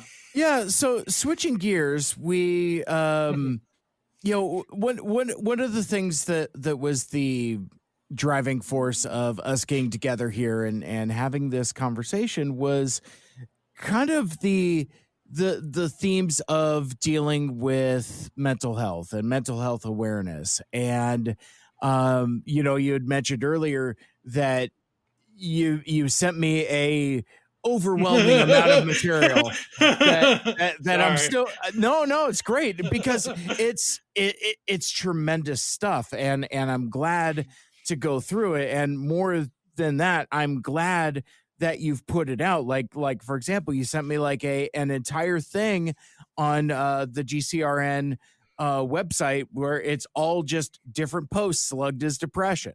Yeah. And there's, you know, there's a number of different posts dealing with a number of different issues. And so I guess my question is, and the thing that I would like to kind of talk about in this next segment here is, you know, we talked, I think I stumbled into this a little bit in some of our earlier topics, but like, you know, folks our age were not necessarily raised with the tools to speak about issues about, like, you know, mental health awareness. And it was really just kind of like, you know, bottling a lot of stuff and Yeah. really not dealing with stuff. And I think folks of a certain age are kind of stunted because of not having that emotional intelligence or being able to, you know, express themselves or articulate their feelings, things like that. Now, I feel like in another sense, we've almost kind of gone so far the other direction. And again, I'm a childless man, so I can't. Same here. I don't want to stick my neck out too far, but I feel like now as a society we've almost gone too far to where, like, you know, feel everything and express everything and overshare and tell everybody everything about how you feel at all times. And I think like sometimes that naked honesty isn't the right thing either. But as somebody myself, like I've struggled with trying to find that balance. Like, I mean, again, I recorded a whole damn podcast where I was just like, you know what? I got some stuff I want to talk about and I've got a platform to do so. Yeah. My point being for all of this, and the question I wanted to ask and the thing I wanted to talk about is what motivated you to share your struggles with as much depth. I mean, again, you have podcasts, you have blog posts, and it seems like it's a lot of material that you've spent a lot of time with and a lot of time sharing. So I guess tell me more. So I've been a writer since I was 14. Next year will be, God, 30 years. Yeah. Yeah, I was 14 in 94, so 2020. Yeah. I've been writing poetry since I was 14.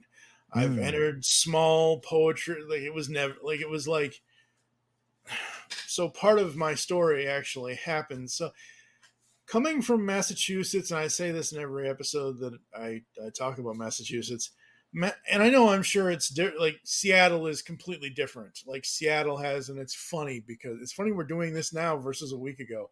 I just finished watching for the first time through various episodes of a true crime series on Hulu called The Dark Side of the 90s. One of the things they highlighted was the Seattle grunge scene, the Kurt Cobain thing, and all of that with the music labels and the all the stuff out in Seattle with the grunge and all of that. So in 94 or 93, my mom had New Year's Eve going from 92 to 93. My mom had a nervous breakdown. She ended up in the hospital. I ended up living with my uncle. But we come from Massachusetts. In Massachusetts, for us, it's a completely different monster. Like I said earlier, you like what you like, you don't like what you don't like, and anyone else whatever, kind of thing. That's how we are. We get attached to things. We get unattached to things. But we like routine. We like being able to have a routine and have things not go haywire all of the time. And for me, for the first 13 years of my life, Massachusetts, I'm nowhere as smart as the character was, but basically, I am Good Will Hunting without the genius part kind of thing, where you watch that movie, that kid did not want to leave Massachusetts. It's home, they say it in the movie. Here is home. This is home. I live here. I work here. I do things here, kind of thing. So going from Christmas of 92 into New Year's of 93, my mom had a nervous breakdown. My dad had to come up from Kentucky because I come from divorced parents. My parents got divorced when I was 2 in 1982, so that's a whole other whatever. My dad got remarried in 87, and they then in 1990 moved down to Simpsonville, Kentucky. I kid you not. The town is actually named Simpsonville. I thought Bart, Lisa, and Homer and everybody in the 90s thought that the Simpsons lived in Simpsonville. They don't. So in 93, when my mom had this nervous breakdown, my dad had to come up. She had to hand custody over to him. I went down there to live with him and my stepmother and whatever else, and things did not go good down there. The stepmother physically, this is the way I remember it, physically abused me. She would hit me. She would whatever. There's one incident I absolutely remember. We also come from a generation and the generation before us where parents or grandparents or whatever, if you did something wrong, Mikey, go to the corner and stand there for X number of my gosh, whatever. Yes. Yeah. So my stepmother at one point, I know what it was. I know exactly what it was. I lied about my report card because I was failing health and PE. Nobody wants to do health class, even if you're curious about sex education. No teenager wants to do health class. Nobody cares. And PE, I'm physically disabled. I can only do so much. I can only climb that rope with one arm, kind of thing. So I was failing health and PE, and I knew my dad and my stepmom seeing that, they were going to ground me, they were going to whatever. So I lied about it. I ripped it up, I threw it away, whatever. Oh, they didn't come, I didn't get mine, I don't know what happened. The normal teenager, 13-year-old, 14-year-old kid lie kind of thing. Mm-hmm. And she's like, well, you're lying to me. Go to the corner until dinner time, or go to the corner until I tell you to go to bed, blah, blah, blah, blah, blah. So I go stand in the corner. Okay. And you can imagine wood paneling on the walls because it was the late 80s, early 90s, and wood paneling was still a thing. Right. My head, like, all right, I'm going to do this, and sorry if this screws everything up. If I can do it. I can't. All right. I can't do it with the microphone, so that's not going to work. What can I do this with? Here, we'll do it with Optimus Prime. Okay, you see Optimus Prime? Yep. See how far my head is away from Optimus Prime? Okay. The way she said was, like, my head was like right here. She told me, no, put your head. She wanted me to put my head against the wall. She slammed my head into the wall 4 different times, and she hit me in my back. This was 1994, 93, 94. They then moved out to this log cabin that they built, and I folded the laundry incorrectly. Oh, I know what it was. I put her slippers down on the deck instead of hanging them on the rack because she was one of those people that didn't believe in dryers. Like, sure, you can use a washing machine, but everything has to hang dry or be on a rack from the 1920s or whatever. Wow. So I put the slippers on the floor on the porch, and it was it wasn't going to get rained on or anything like that, obviously. And I went and did whatever else, and she ended up chasing me all over the house because I didn't put her slippers, like hang them by the heels on the edge of the rack.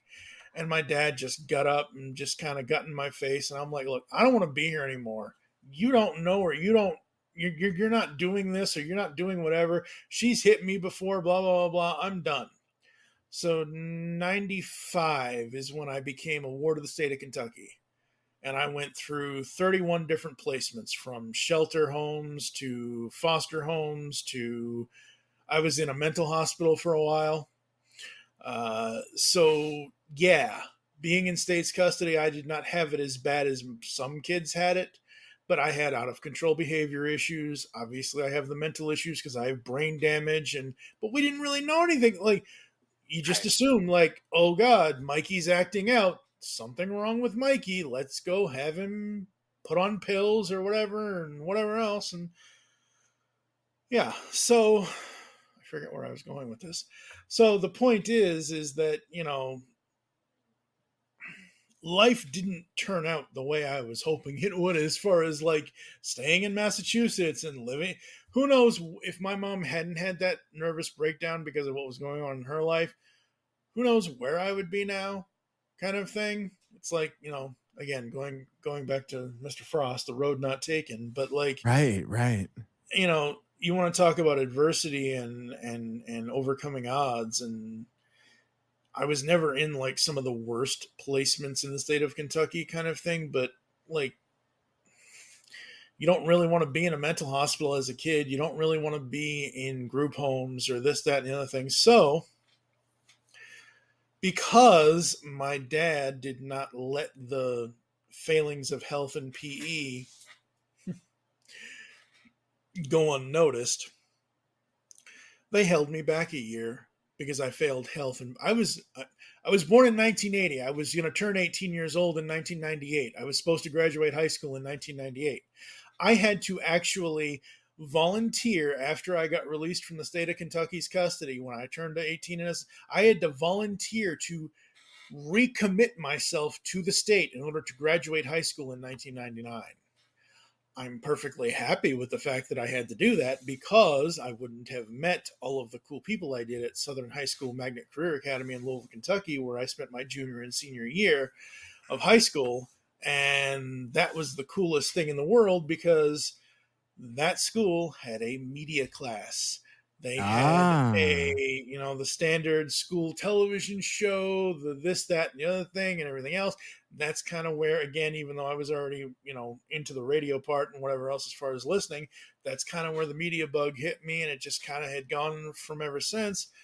And I went out and I tried college, and I knew because of the brain damage, and back, I don't know what college is, junior college is like now, but junior college back then, you had to have a math degree. Look, like we were saying, I don't know if we said this on air or off air or whatever, 2 plus 2, that's 4. It's easy. 2 plus Y. What? Don't put letters in with me. Get your letters out of my numbers.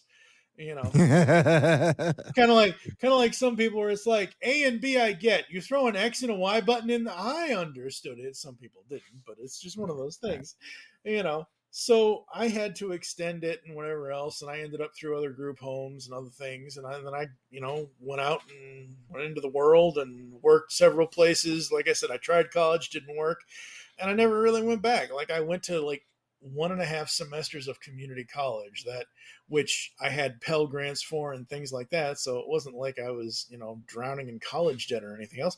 But again, I didn't know what the hell I wanted to do with my life, because half the stuff that I wanted to do, I couldn't do because they're like, well, you need a math degree or something. And I'm like, right. I don't want a damn math degree.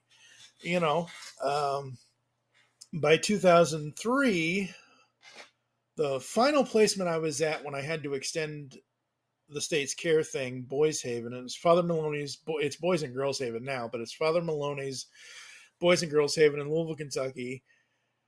They were coming up with a HUD permanent housing program, so I wouldn't have to worry about where I was going to live or anything like that. You paid them a certain amount a month for rent, which included the utilities and whatever else, and you had your own apartment. It's kind of like independent living, but it was more like permanent housing kind of thing. Sure. I was like, oh, okay, sure, fine. I was in that program. I was the first one that got put into that program at the time. And then a year or so, 2 years later, they're like, yeah, we need your help, or if you'd like to do this, we'll still, instead of you paying us rent and do whatever else, we'll just throw that in part of your. So I had a really sweet deal where I was working for them as the live-in resident, taking care of the after-hours stuff, emergency stuff, and other things. I had free rent. Plus they paid me, and I had that job for 5 years from 2005 to 2010.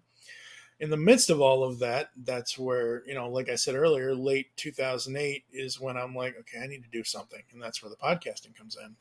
Yeah. But yeah, I mean, it's like, I don't know.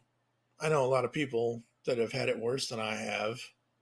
And have I, survived the adversity stuff? Yeah, absolutely. Have I conquered some of the stuff? Yeah, absolutely. But I think the thing with now, like you were saying earlier about how in the 80s and even before then, it's like, don't talk about it. Just shut up and deal. Well, you know what? Like you said, we have platforms. And in the beginning, the platforms were, hey, let's review this cartoon. Let's review that cartoon.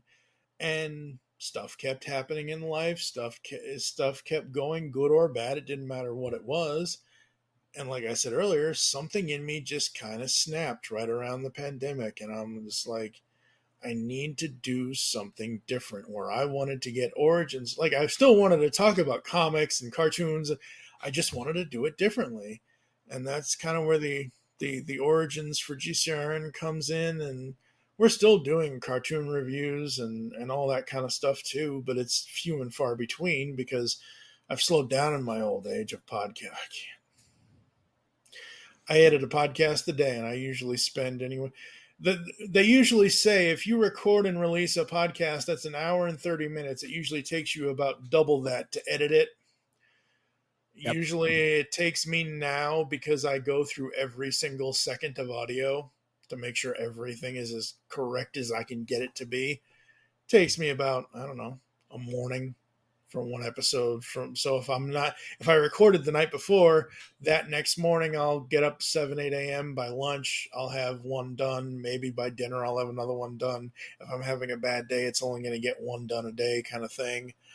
But as far as like the sharing and the oversharing, that's not a shift in people. That's a shift in the internet because of social media and the platforms that were given to us by Facebook and Twitter and whatever else. Like, there's this old thing that I think it wasn't College Humor. It was Current TV or something. I forget. It's The Trouble with Twitter. And it's these two guys. I love this video. I'll send it to you later. But it's these two guys, Dave and Craig or something, and they're talking. One doesn't know what Twitter is. The other one's on Twitter. Hey, Tweeps, I just got to work, sitting in my chair now. Blah blah blah blah blah. Just what Twitter used to be when it first. And throughout this video, it's like, none of your lives shut up, you're going to summon the fail whale, blah, blah, blah, blah, blah. Fail whale comes in, all this stuff. And I think it's the reason why things are more open now, and the reason why people end up besides us that do the reason why people are shouting out into the darkness of the internet is because they have that, they can do that. And if somebody wants to, like, when I listen to your episode where I'm like, I been there, Mike. Yep. No, like, I was even messaging you as I was listening to it. I'm like, I know exactly what you're talking about when you say this, or I've been there, because we can all somehow relate to each other. And I think it's almost people say that we need to stop doing the thing of, like, let's say you tell a story. Mm-hmm. I need to not then come back with, oh, well, that kind of happened to me, but it happened that, like, the whole. But I'm like, wait, how am I going to relate to him if I don't have something that I can, like? Oh, Mike, I'm so sorry that like, Mike broke his arm skateboarding. Well, I've never skateboarded in my life. I couldn't, but, like, you know what I mean? Like, yep. How am I supposed to respond to a story of someone? By not like, I'm not trying to take the attention off of you by telling you my, like, oh, you've done this before. I've done this before. This is my experience. You've told me what you like, there's nothing wrong with that. I'm not trying to change the subject. I'm not trying to move the attention off of you to me kind of thing. It's more of like, hey, I sympathize with you. Anyone that's lost audio, anyone that's screwed up an edit, like that 100-hour editing for the Transform, the late stages of that with the final episode, there was, I think it was like hour 12 or 13 of that final one. I started falling asleep, and I'm like, I really should get up and make sure I don't have anything wrong with this edit. I can save it, come back to it later. And I'm just like, no, I got to tap out. I got to go take a nap because but it's being relatable to people when they're telling you something. There's nothing wrong with that. And some people now are like, stop doing this behavior. And I'm like, why? How am I going to relate to that person? How am I going to sympathize or empathize with them? Like, if you tell me whatever it is you tell me and I don't have, like, I'll say, oh, I'm so sorry about your, like, somebody who has lost a parent or has lost a this or has lost a whatever, anyone who has a family member or a pet, like, you can be sympathetic. You don't have to tell them your whole life story. But like, if we're sitting here having a conversation and you tell me a dark story of your life or whatever, and it's like, oh, I'm so sorry that happened to you. Maybe that's the end of it. Or I can say, hey, I know how you feel because something similar, but not exactly similar, happened to me. Right. I'm not trying to drag that into like telling my whole like, there's nothing wrong with that though. It's not like some of these micromanaging people that want to like I said, I'm pretty sure you're not releasing the video, but like, see all this, right? People would be, if my grandmother was alive and I would let her get away with it because it's my grandmother, Mikey, go get a haircut, go shave that beard off. People that say that shit to me, that like if I post the picture on Facebook of what I look like right now, someone somewhere is going to say, one of my friends is going to say, when are you going to get a haircut? You need a haircut. Yep. Do you want me to? And I'm just like, what the fuck does it matter to you? Mm-hmm. Like, what? Like, is me having an overgrowth of a bush on my head or on my face, is it affecting you? Is it? No, it's not. Like, I'm so over all of the standards and practices of this is the way your life should be. No, it's not. Not everyone grows up, goes to college, gets a good job, finds the hot wife, has 7.7 kids or whatever. Like that old standard of this is the way life is supposed to go. You go to school, you get a job, you go this, you go that, whatever. Like nope. I haven't lived a normal life as I've just told. Right. How can I have the expectation of a normal life when I didn't get to grow up in my hometown because of you know what I mean? It's like, I'm so tired of those norms as they used to be. It's ridiculous. Yeah.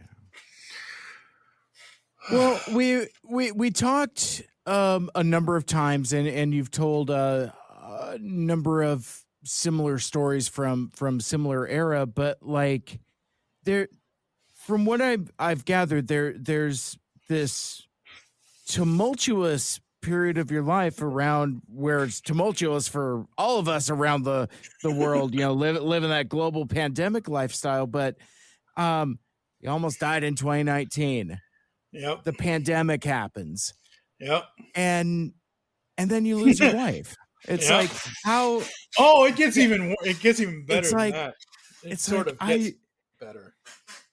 I don't know. I just one of the lessons that I'm trying to take away from interacting with my friends is a little bit of perspective, and I have a lot of things going on in my life that I let control me in ways that I probably shouldn't and probably isn't healthy. but I have a lot of stuff that I am so damn grateful for. You know, it's like I have relatively good health. I have, you know, a good support system at home. And, you know, and I think one of the things that I talked about in that podcast is that I lose sight of that sometimes. And then the guilt I feel for losing sight of that. So it just kind of becomes a perpetual engine. And it's just interesting. But like um, I recently visited with a buddy of mine. He's a few years older than I am, and had a stroke back in February, and none of us knew. He was in a coma for 3 months, Oh, God. and none of us knew. It was just like, oh, what a I wonder what Mike's up to. You know, it's like, is he doing okay? And then after he gets out of the coma and is at a spot where he could at least type a few words into Facebook, he basically tries to explain what's going on. And so, I mean, so that was just incredibly heart-wrenching. But like, I went to go visit him after Seibfest. We we printed a card for him, and there was some knickknacks and merch and things like that we wanted to share with him. And it was incredibly sobering for me to encounter somebody who the last time I had seen them was incredibly vibrant, and then to see them wheelchair bound and undergoing the physical therapy journey of trying to get mobility back at his hand, that kind of thing. And he's got a long road ahead, a long hard road ahead. But the thing that broke my heart the most is, like, as he's talking to me, and I could tell that he was struggling, like it was physically difficult for him to speak at times, and he kept apologizing to me, because of his speech pattern and the way that he was talking. And I kept telling him, at one point I reached out and touched his hand, and I was just like,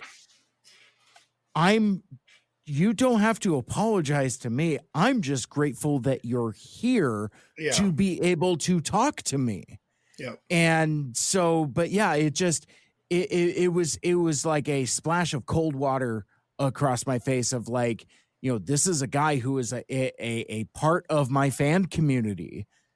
And to see that change and to be I mean, it's encountering your own mortality.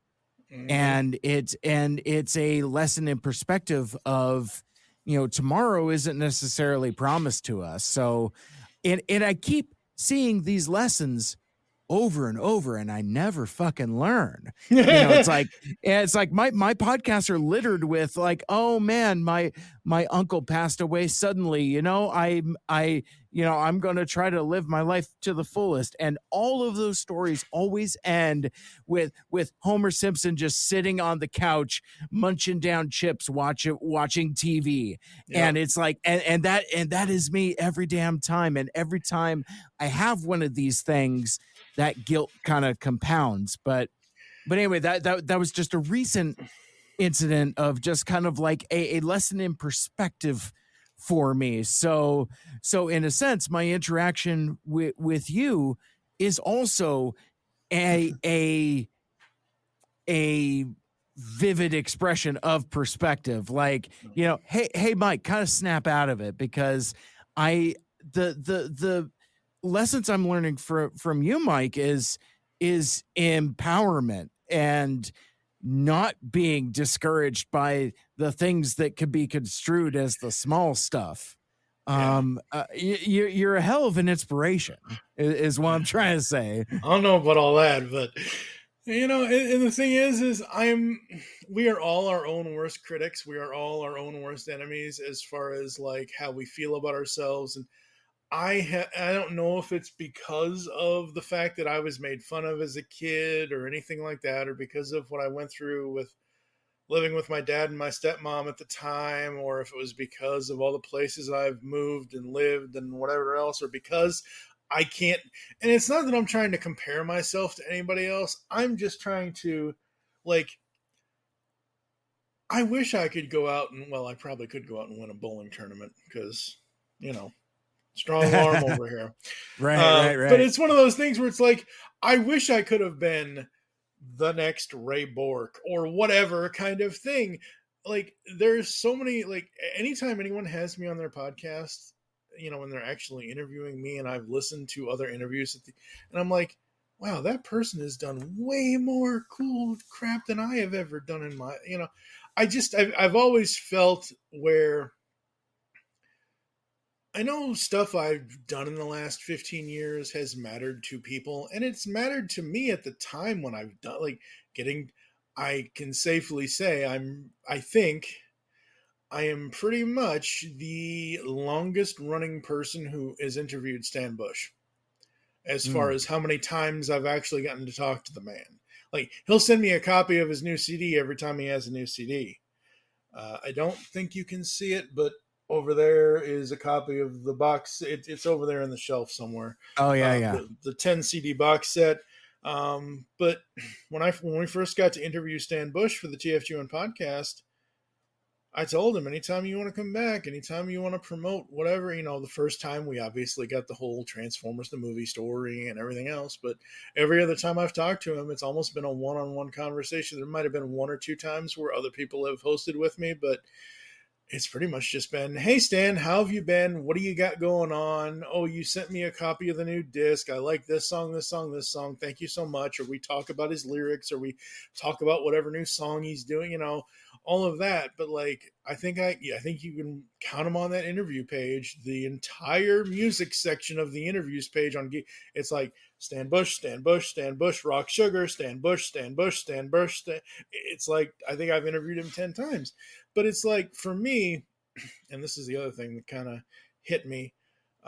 We've interviewed Neil Ross, I think once or twice. I think once. I don't remember if we've done it twice or not. I'd have to look at the whatever. Anyway, Neil was releasing his book, Vocal Recall. Yep. Sent me a copy of it, sent me a copy of the audio book.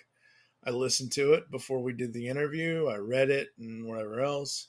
And in the audio book, in the book, he says, for him, the joy is in the performance, not the playback. That really hit me. I enjoy, like, what we're doing right now. This is like my dopamine high kind of thing. Yeah, I can sit here by myself and listen to this conversation. Not that I'm doing the editing on this, thank God. But I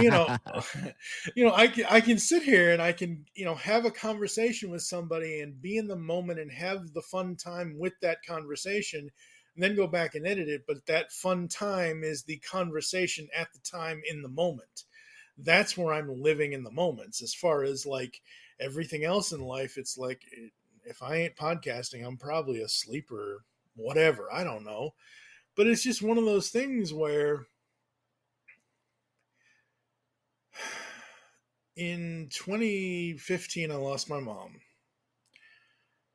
My mom was the stubbornest woman I ever met, and that's where I get my stubbornness from. And I kept trying to have her do more, find a way to figure this out for yourself, get better, do this, do that. She had rheumatoid arthritis, she had osteoarthritis, she had all kinds of stuff, but she just kind of gave up. Like Christmas of 2014, January, February of 2015, she was getting worse and worse and worse, and by May 18th of 2015, she passed. But like, my mom was my hero as a kid because I lived with my mom full time. I didn't live with my dad full time because, like I said before, divorced parents. They divorced when I was 2 in 1982. I would see my, up until the point where he moved to Kentucky, when he was still living in Massachusetts, even when he met my then stepmother at the time, because thankfully they're no longer. I have a second stepmother now, which she's an angel compared to the first one, thank God.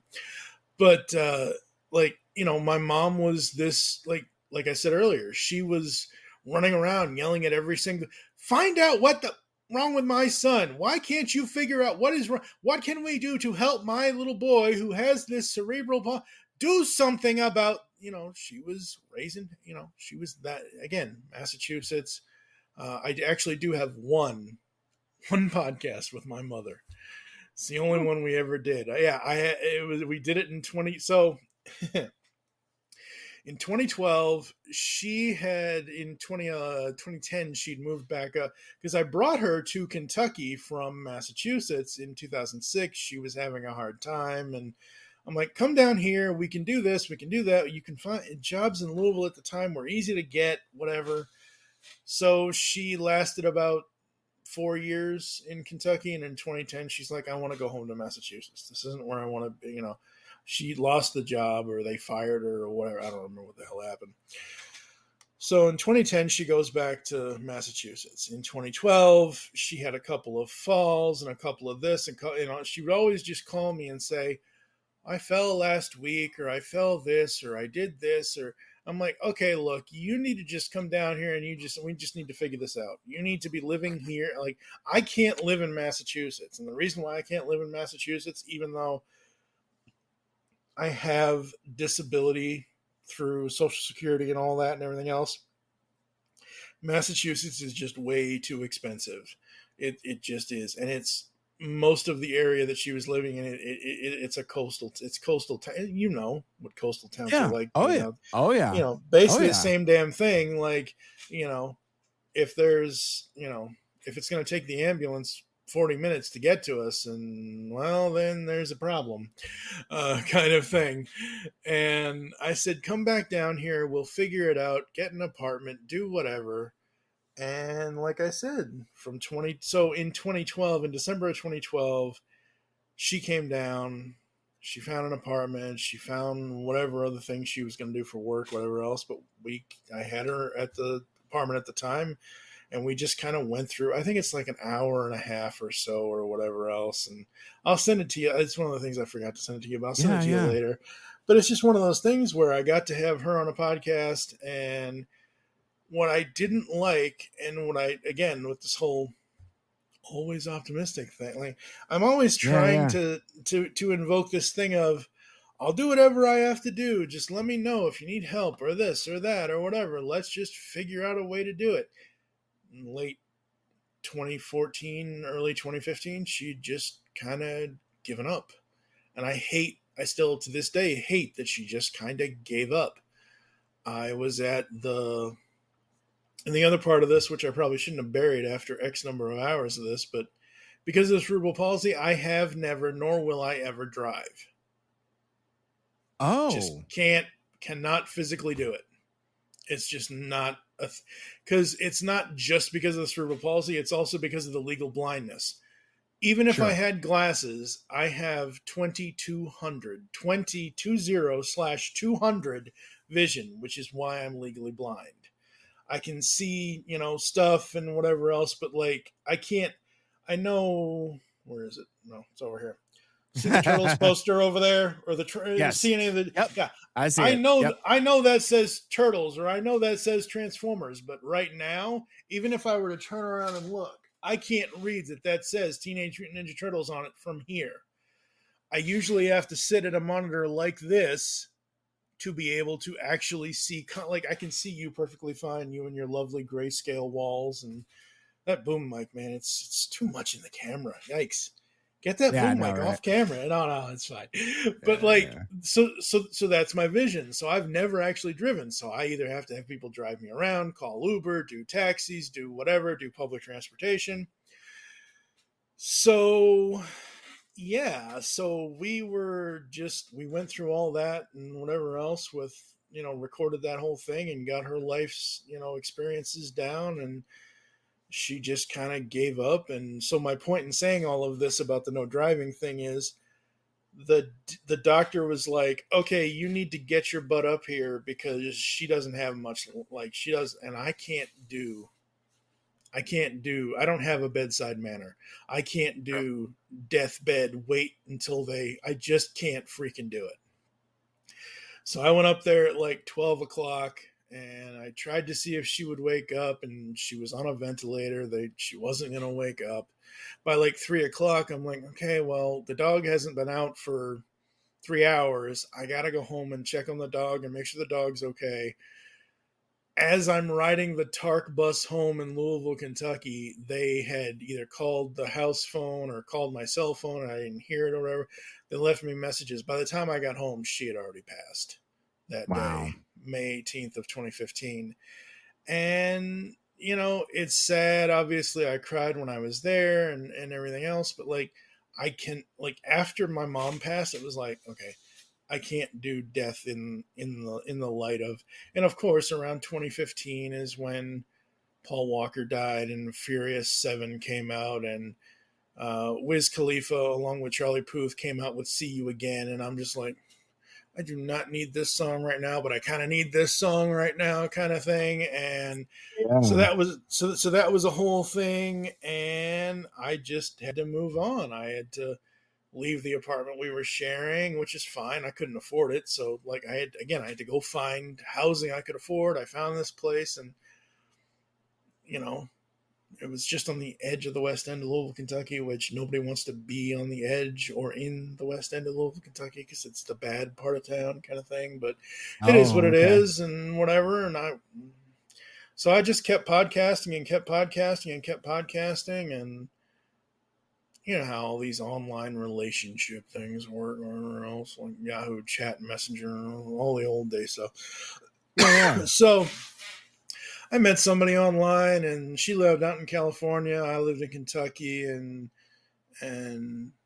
Jody Messina notwithstanding, you know, it's like, oh, I got a buddy out in San Diego. Let me go out here and, you know, we can meet, and I can meet my buddy and whatever else. And that didn't exactly work and whatever else. So I came back to Kentucky in January of 2017, and I was like, okay, well, I need somebody in my life. I need somebody to talk to, somebody whatever, somebody that's potentially going to be whatever. And I just kind of kept searching and searching and searching, and I sent this message out. Optimus Prime, I sent this message. Oh, Lord. See, folks, we're geeks. We always bring it back to Transformers. Yeah.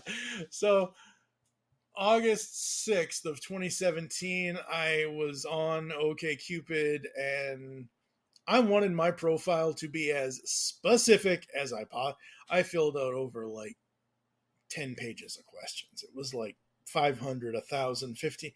It was like whatever their questionnaire was like, how do you feel about it? Okay, I'll fill it. So, you know, I had like 15 pages filled with questions for this thing, and I wanted it to be as specific as possible. So August 6th of 2017, I found Karen's profile, and I read her whole profile. She had, I think, 38 or 39 pages of the questions filled out. I went through all her answers, and then I crafted this message. And I said, the first thing I said was, hi, I'm Mike, and I just want to let you know I am one with the Beard Force. She is probably the only woman I've ever really, I mean, I don't know a lot of women. I've known some, but not a lot in my life. But like most women are like, oh, clean shaven this, clean shaven that, beards are whatever. Well, Karen was the complete opposite. She was like, oh, clean shaven. It just scrapes my face. Like all the stubble just scraped. Like, no. So she was a fan of beards. So I did that line, and I wrote out this whole message, and surprise, surprise, I got a message back. We messaged back and forth. That weekend, if we weren't asleep or otherwise whatever, we were talking on the phone, whatever else. By September, we met in person. By October 14th, and the reason why I know this is because of a Thomas Rhett song, because it's a line in one of his songs, I proposed, and by December of that year, we were married because we were talking all the time. The only time we were not talking is that, like I said, if we were asleep or if she was at work. Every other time we were talking online, talking on the phone, talking on Skype, whatever it was, that, you know, all that. So in October, I moved to Chicago in October 2017 for the first time since 2003. I left Louisville and went to Chicago because I was like, I don't care. Like, if you want to come here and get a job, fine. If you want me to go there for where you're working now, fine. Whatever. So in September, the first weekend she came down, what do some couples usually bond over? HGTV and House Hunters and all Oh of my that gosh, stuff. yes. Yeah. So Yes. So she liked taking house tours in Redfin and all that. So we go to this house in Louisville, Kentucky. It's a split level house, all nice hardwood floors everywhere upstairs, except in the bedrooms, which had carpet. Downstairs was, fireplace. It was a half finished, half unfinished basement with extra bedrooms and everything else. And we get to a point of, we're going to leave. We're going to go back upstairs and leave the house because the tour was over. And she was talking to the agent, or she was whatever, and the agent was like, oh, okay, well, I'll give you guys a few more minutes or whatever. I forget what it was, but basically we were about to leave, and I turned to her and I said, okay, well, I know what I'm doing for the next 50 years of my life. I kid you not, dude. As she was talking to this other person or whatever she was doing, a bolt of lightning hit, not literally, but felt like it. A bolt of lightning hit me. I saw the next 50 years of my life. I figured we were going to be together. I figured this, that, and the other thing. And I said to her, I said, okay, well, I know what I'm doing for the next 50 years of my life. And she's like, what are you talking about? I said, well, do you want to be with anybody else? Because I don't. I know we're probably not going to get this specific house, but let's figure out what happens next. So we go forward and everything else. We get married. Her uncle passes unexpectedly. He had a slip and fall and died from she was sharing a two flat in Chicago with her uncle. So all that goes to her. We sell that house. We get married. We moved to Gurnee, Illinois. We found this amazing 100 and something year old Sears home, whatever else. And we loved being there and all that. But her ultimate dream was to live in the Pacific Northwest. It's what she dreamed of her whole life and whatever else. And I'm like, okay, fine. Yeah. Let's do it. Of course, in between all of this, before we got married, before we did anything, we went to Social Security because I am disabled. I am on Social Security. I should say SSI, which is the poor part of the program. And we asked them, what happens to my benefits? What happens to me? If we get married? Oh, just come report it to us. We'll figure it. They asked her all kinds of questions. Like, they got all the information they wanted. And nothing changed. They kept paying me. Okay. At the same time, she was working full-time jobs and all that and everything else. December 2019? I don't remember.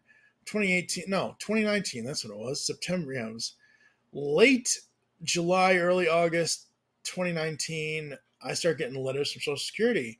Your wife has all this income. You have, because her uncle passed away, and him passing away, all the stuff went to her, including that house, which was worth X amount of money that she. Oh, sure. Yeah. So, well, she has all this and all that. And I'm like, yeah, but we reported this to you guys that we were getting married. We asked you if anything would change. Oh, well, we've been paying you for 2 years that we shouldn't have been paying you. It was like $9,000. Whoa. For 2 years. They did not, and I know the government is ass backwards and always behind the curveball, but like, we tried to be preventative and go to them before something like that happened. So yeah, I owed them $9,000 and blah, blah, blah, blah, blah. And unless we got divorced, I was not going to get financial benefits from Social Security anymore. So even though we stayed together, we had to actually get divorced 2 years after we got married. And the stupid thing, Mike, we got our divorce date is September 17th, 2019. X number of years after Transformers debuted, September 17th of... Yeah. Why the fuck does it have to be this day? Really? Come on, people. Unicron my ass. Right. So, I'm like, whatever. So I'm like, fine, whatever. So like I said before, her ultimate dream was to be out in the Pacific Northwest. And I said, well, the only way we could be out there, and I'm more than happy to support this dream of yours, is if we are in a place where it's like, she wanted to live in huts and all that stuff down in the coast of Oregon. I'm like, Sure. This is really a remote, it's not remote, but it's remote enough where I'm thinking that ambulance, if something happens to either one of us, it ain't going to get to us before 20 minutes. We could be dead kind of thing. So we settled in Vancouver. We lived there from 2019 or 2020, I should say, because that's when we got the Vancouver place.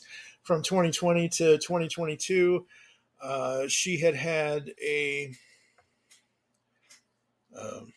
throughout her family, and there was alcoholism and things like that. She was more drinking too. She didn't know what to do with her pain.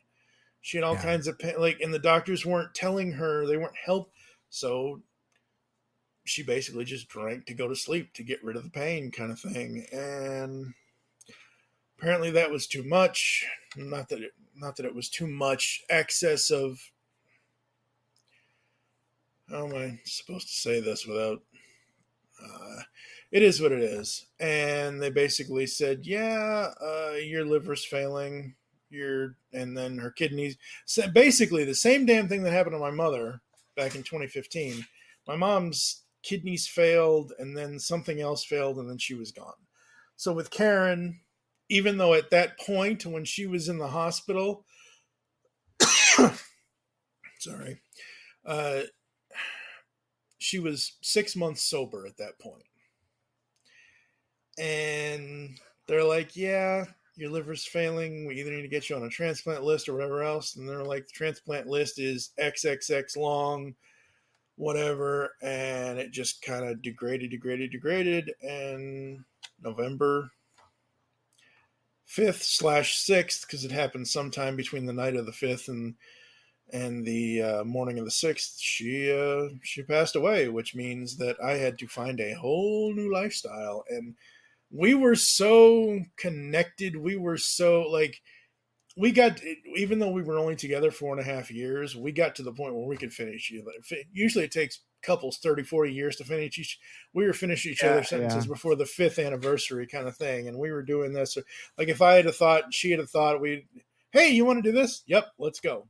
Kind of thing. And there were a lot of happy times in those 4.5 years. There were a couple of times that weren't so happy, but it's mostly happy memories. But it's like, this is not the 50 years that bolt of lightning told me I was getting, kind of thing. And I had to basically GoFundMe the move from Washington to here to Indiana, because none of the places in Washington or Oregon, there were 6 months, a year. Some places were 2 to 3 years. Some places were 5 to.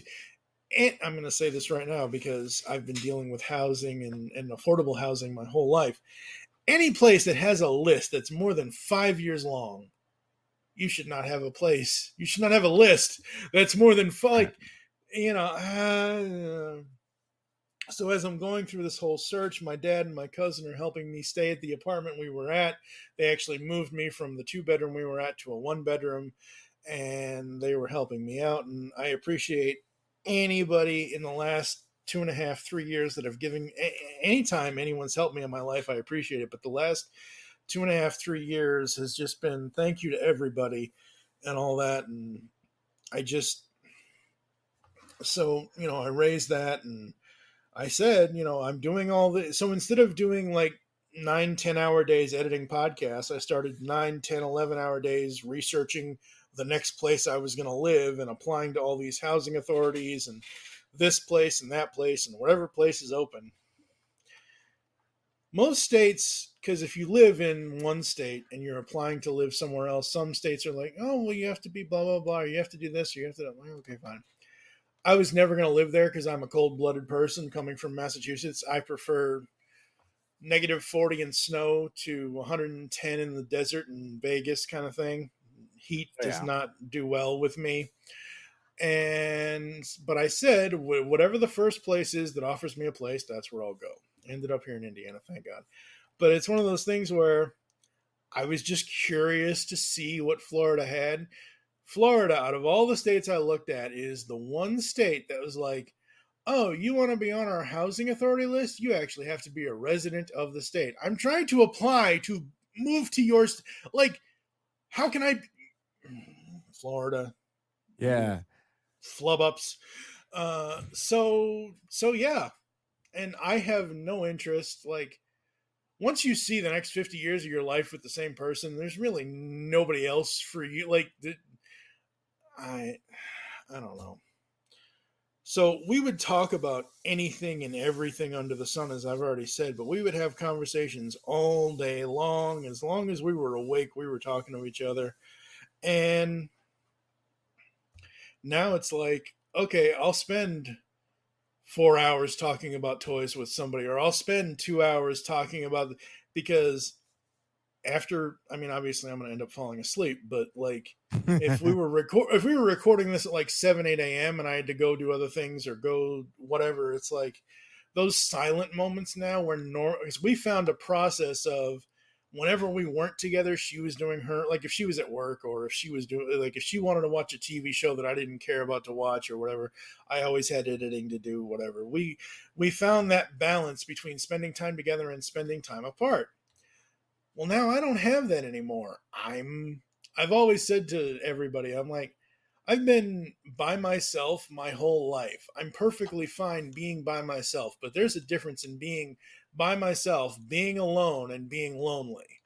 Yeah. I mean, yes, I'm alone here in this apartment. There's no other person here right now, but like, it's those moments, man, where that's why I'm like, you want to record? You want to do this? You want, like, I'll schedule 2 or 3 separate recordings in one day just so I don't have to worry about whatever silent moments I'm going to have after we're not doing this kind of thing, because Karen was filling those up.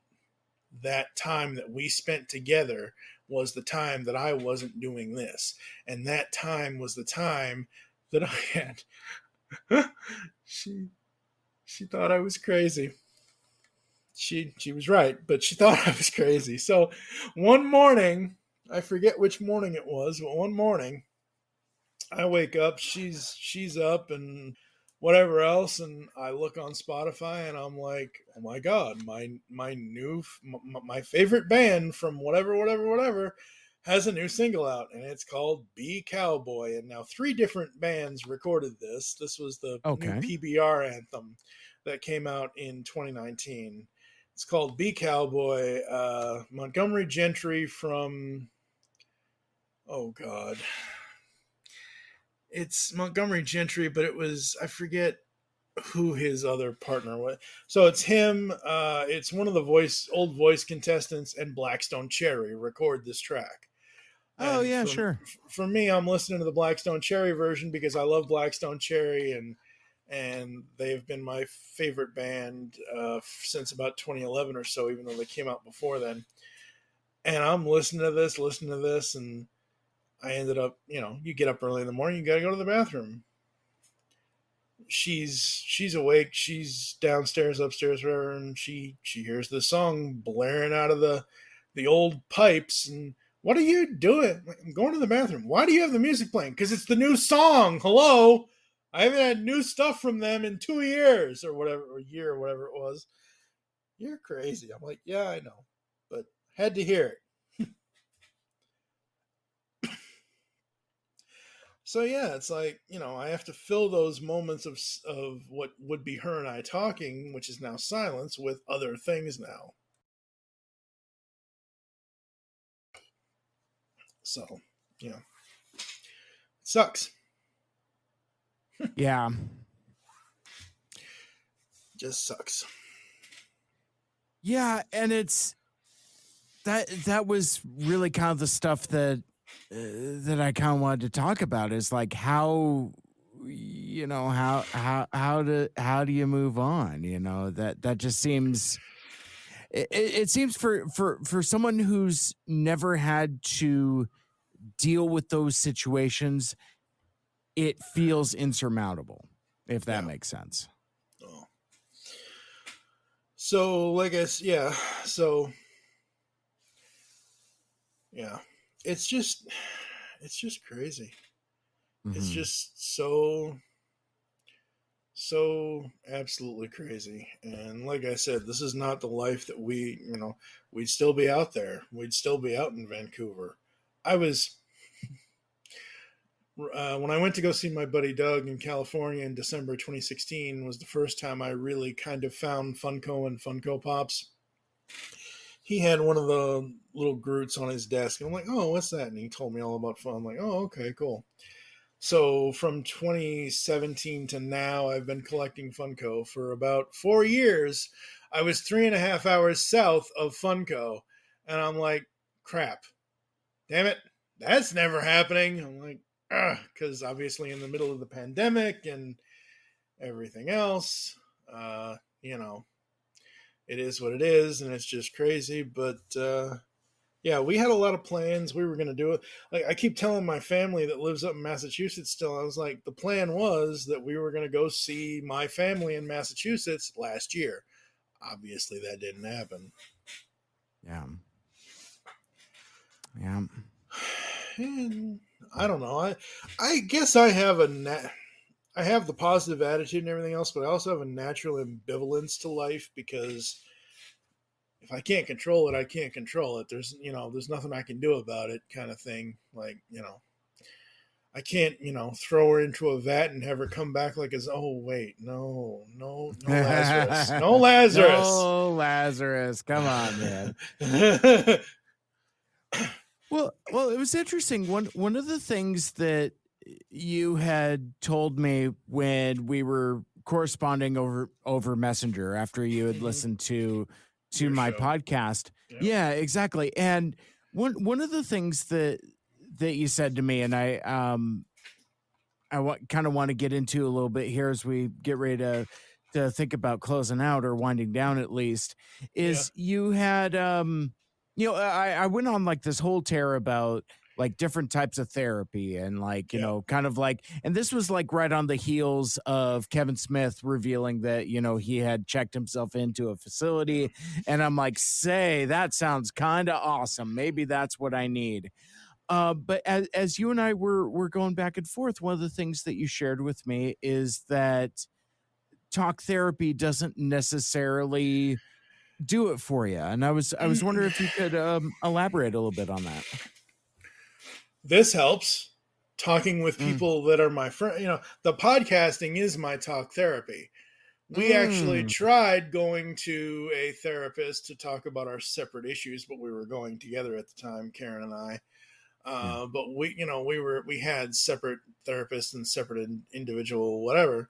But like, those people aren't going to give me a solution to whatever my I know my problem is, I know what it is, and I know sadly sometimes I can control it, sometimes I can't. But the key is, Mike, I'm always angry.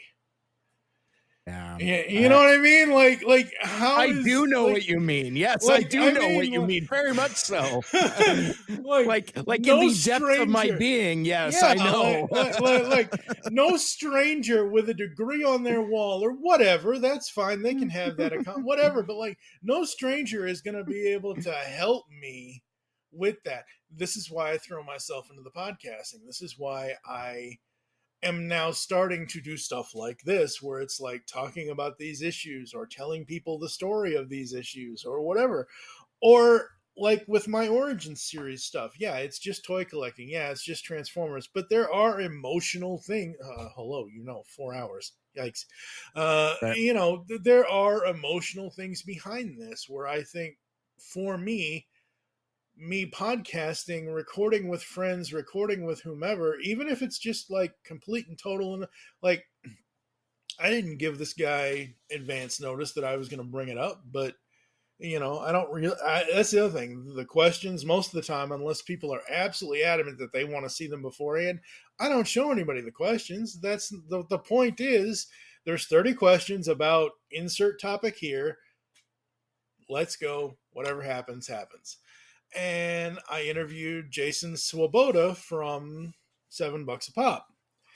And in the middle of that, the fact that Karen passed away 2 years ago came out. And he's like, oh man, I'm so sorry. And I'm just like, yeah, thanks. But like, it just kind of comes out sometimes that, if people don't know, they have that natural reaction of, I don't know what to say, or I don't know what to do here, or whatever else kind of thing.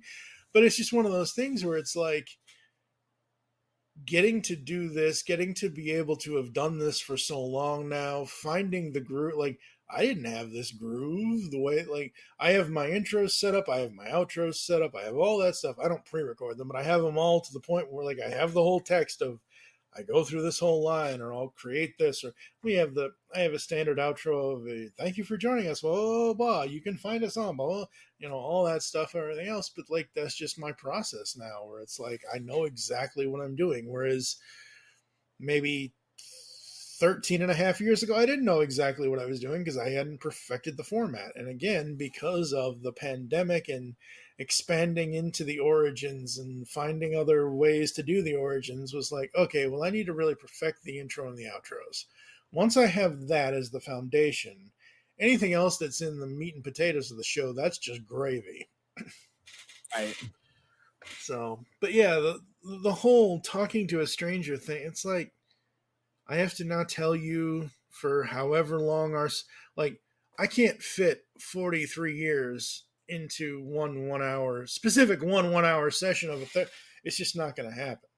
Like, not that that was ever supposed to be like, you go to therapy, you go multiple times, you go once a week for 43 weeks or 40, whatever it is, that's fine. But, like, in order for the therapist to understand where you're coming from, you kind of have to get the 43 years off your chest in the first session or the first two sessions kind of thing. I don't know, man. It's just not, I just don't, like, this is more therapeutic than talking to a stranger. Yeah. See, now that I get, that clicks. That makes sense. So as we get closer to wrapping up, what else is going on in the GCRN universe? Like, what you got going? What you got coming up? Let's kind of do some plugs. Boy, plugs. Yeah. Stay away from my butt, damn it. All right. Well, I just finished a 3 or so hour interview with a Boston radio DJ, now podcaster, Mistress Carrie.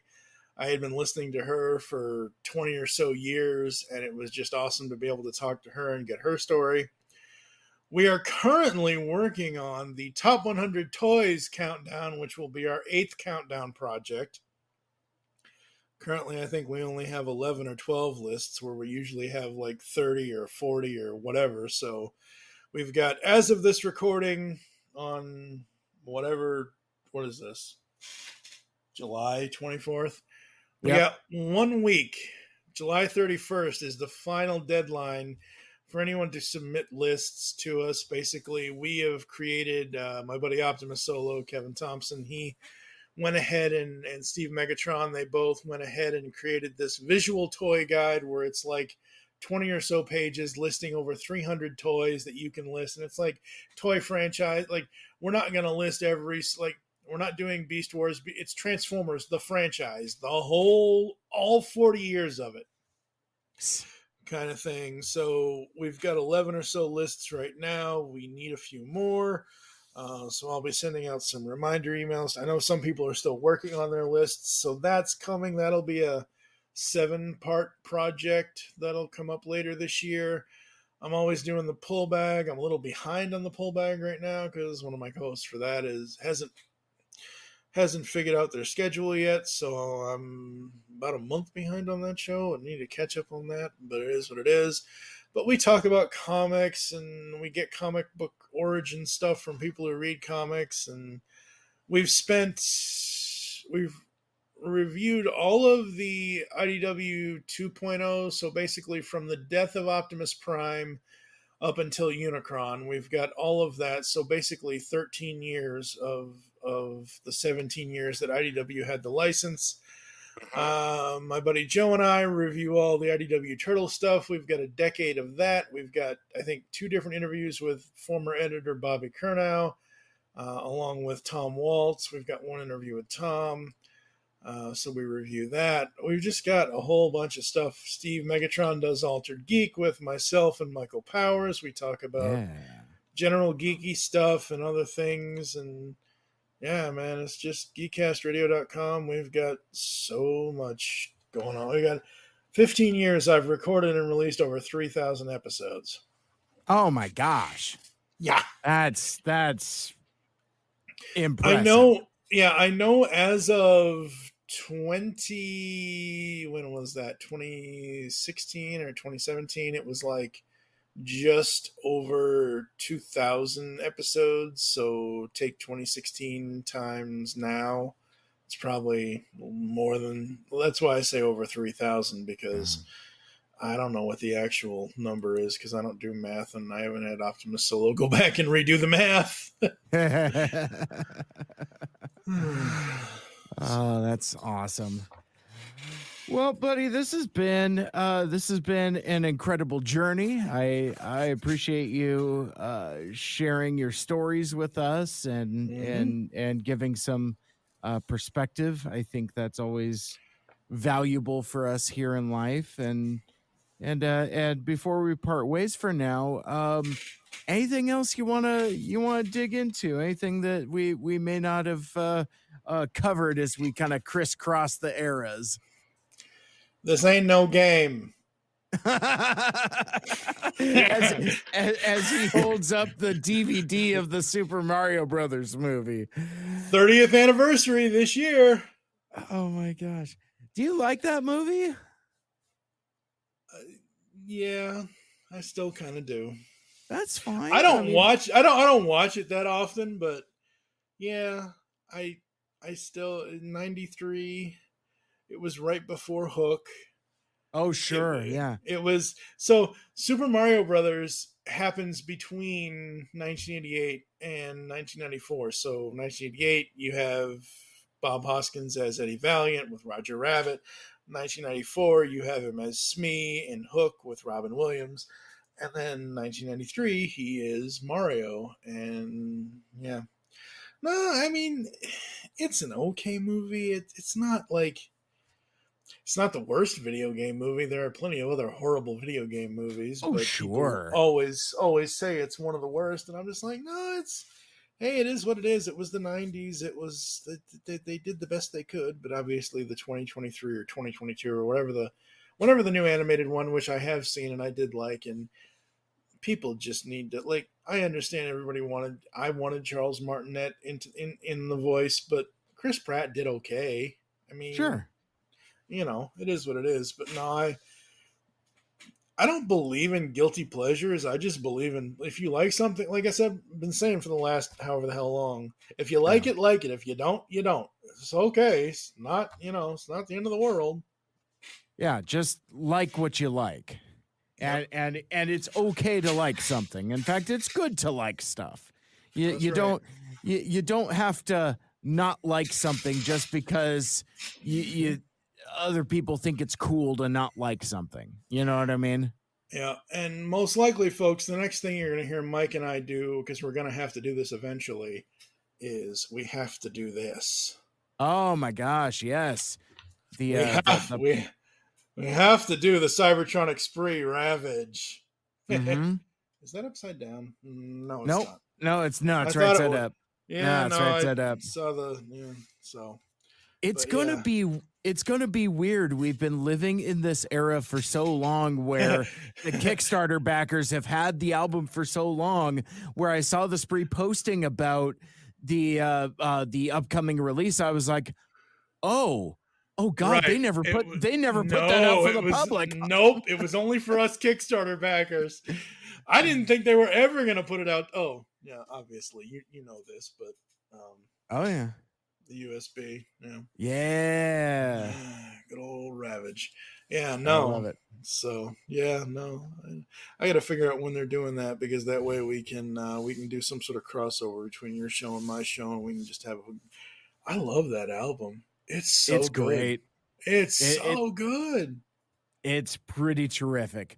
Yep. I really like it quite a lot, and it's a terrific companion piece to Transformers 1986, because like you can feel all the influences in there, but it is very much its own thing. Oh yeah, like it's pretty cool. It is something to behold. But yeah, we maybe let's plan for that. Maybe like I don't know, like first couple weeks of August, maybe around the time that it hits the public. I don't know. I have to think about that. When does it hit the public? Do we know? Oh, I want to say maybe August 8th. Then we have to record it before then so we can release it then if it actually does release then. Because that's the 30th anniversary of the movie. Right. Trying to remember. Huh. I don't know. I'm just like, I have it, so. Yeah, exactly. You know me, I pivot better than any couch. I love that. I'm old, I'm fat, but I can pivot to anyone's schedule that they need. Good stuff, man. Well, I think it's getting later in the evening, and evening. Are you kidding me? It's 1 a.m. It's 1 o'clock. Do you know where I was gonna say are? it's tomorrow for some already. Yes, absolutely. And so I guess let's leave it there for now. But thanks everybody for hanging out with us and sharing in the feels. And if you want to listen to all of my other shows, you can subscribe on the usual podcast places, and you could subscribe on my YouTube channel to watch videos that I occasionally put up, but not very often. And yeah, that's about it. Like, share, rate, and review. Let us know what you like and what you want more of. And until next time, take care of each other, take care of yourselves until all are one. Or make good choices. All are gone. Oh no, going shatter glass here. That's no good. That's right. Yeah. And make good choices. Good night. There, we did it. All right. We did it. I was going to say, if you're offended, that's your problem, not mine. There you go. Oh, man. I love it. End recording. Got it. Okay.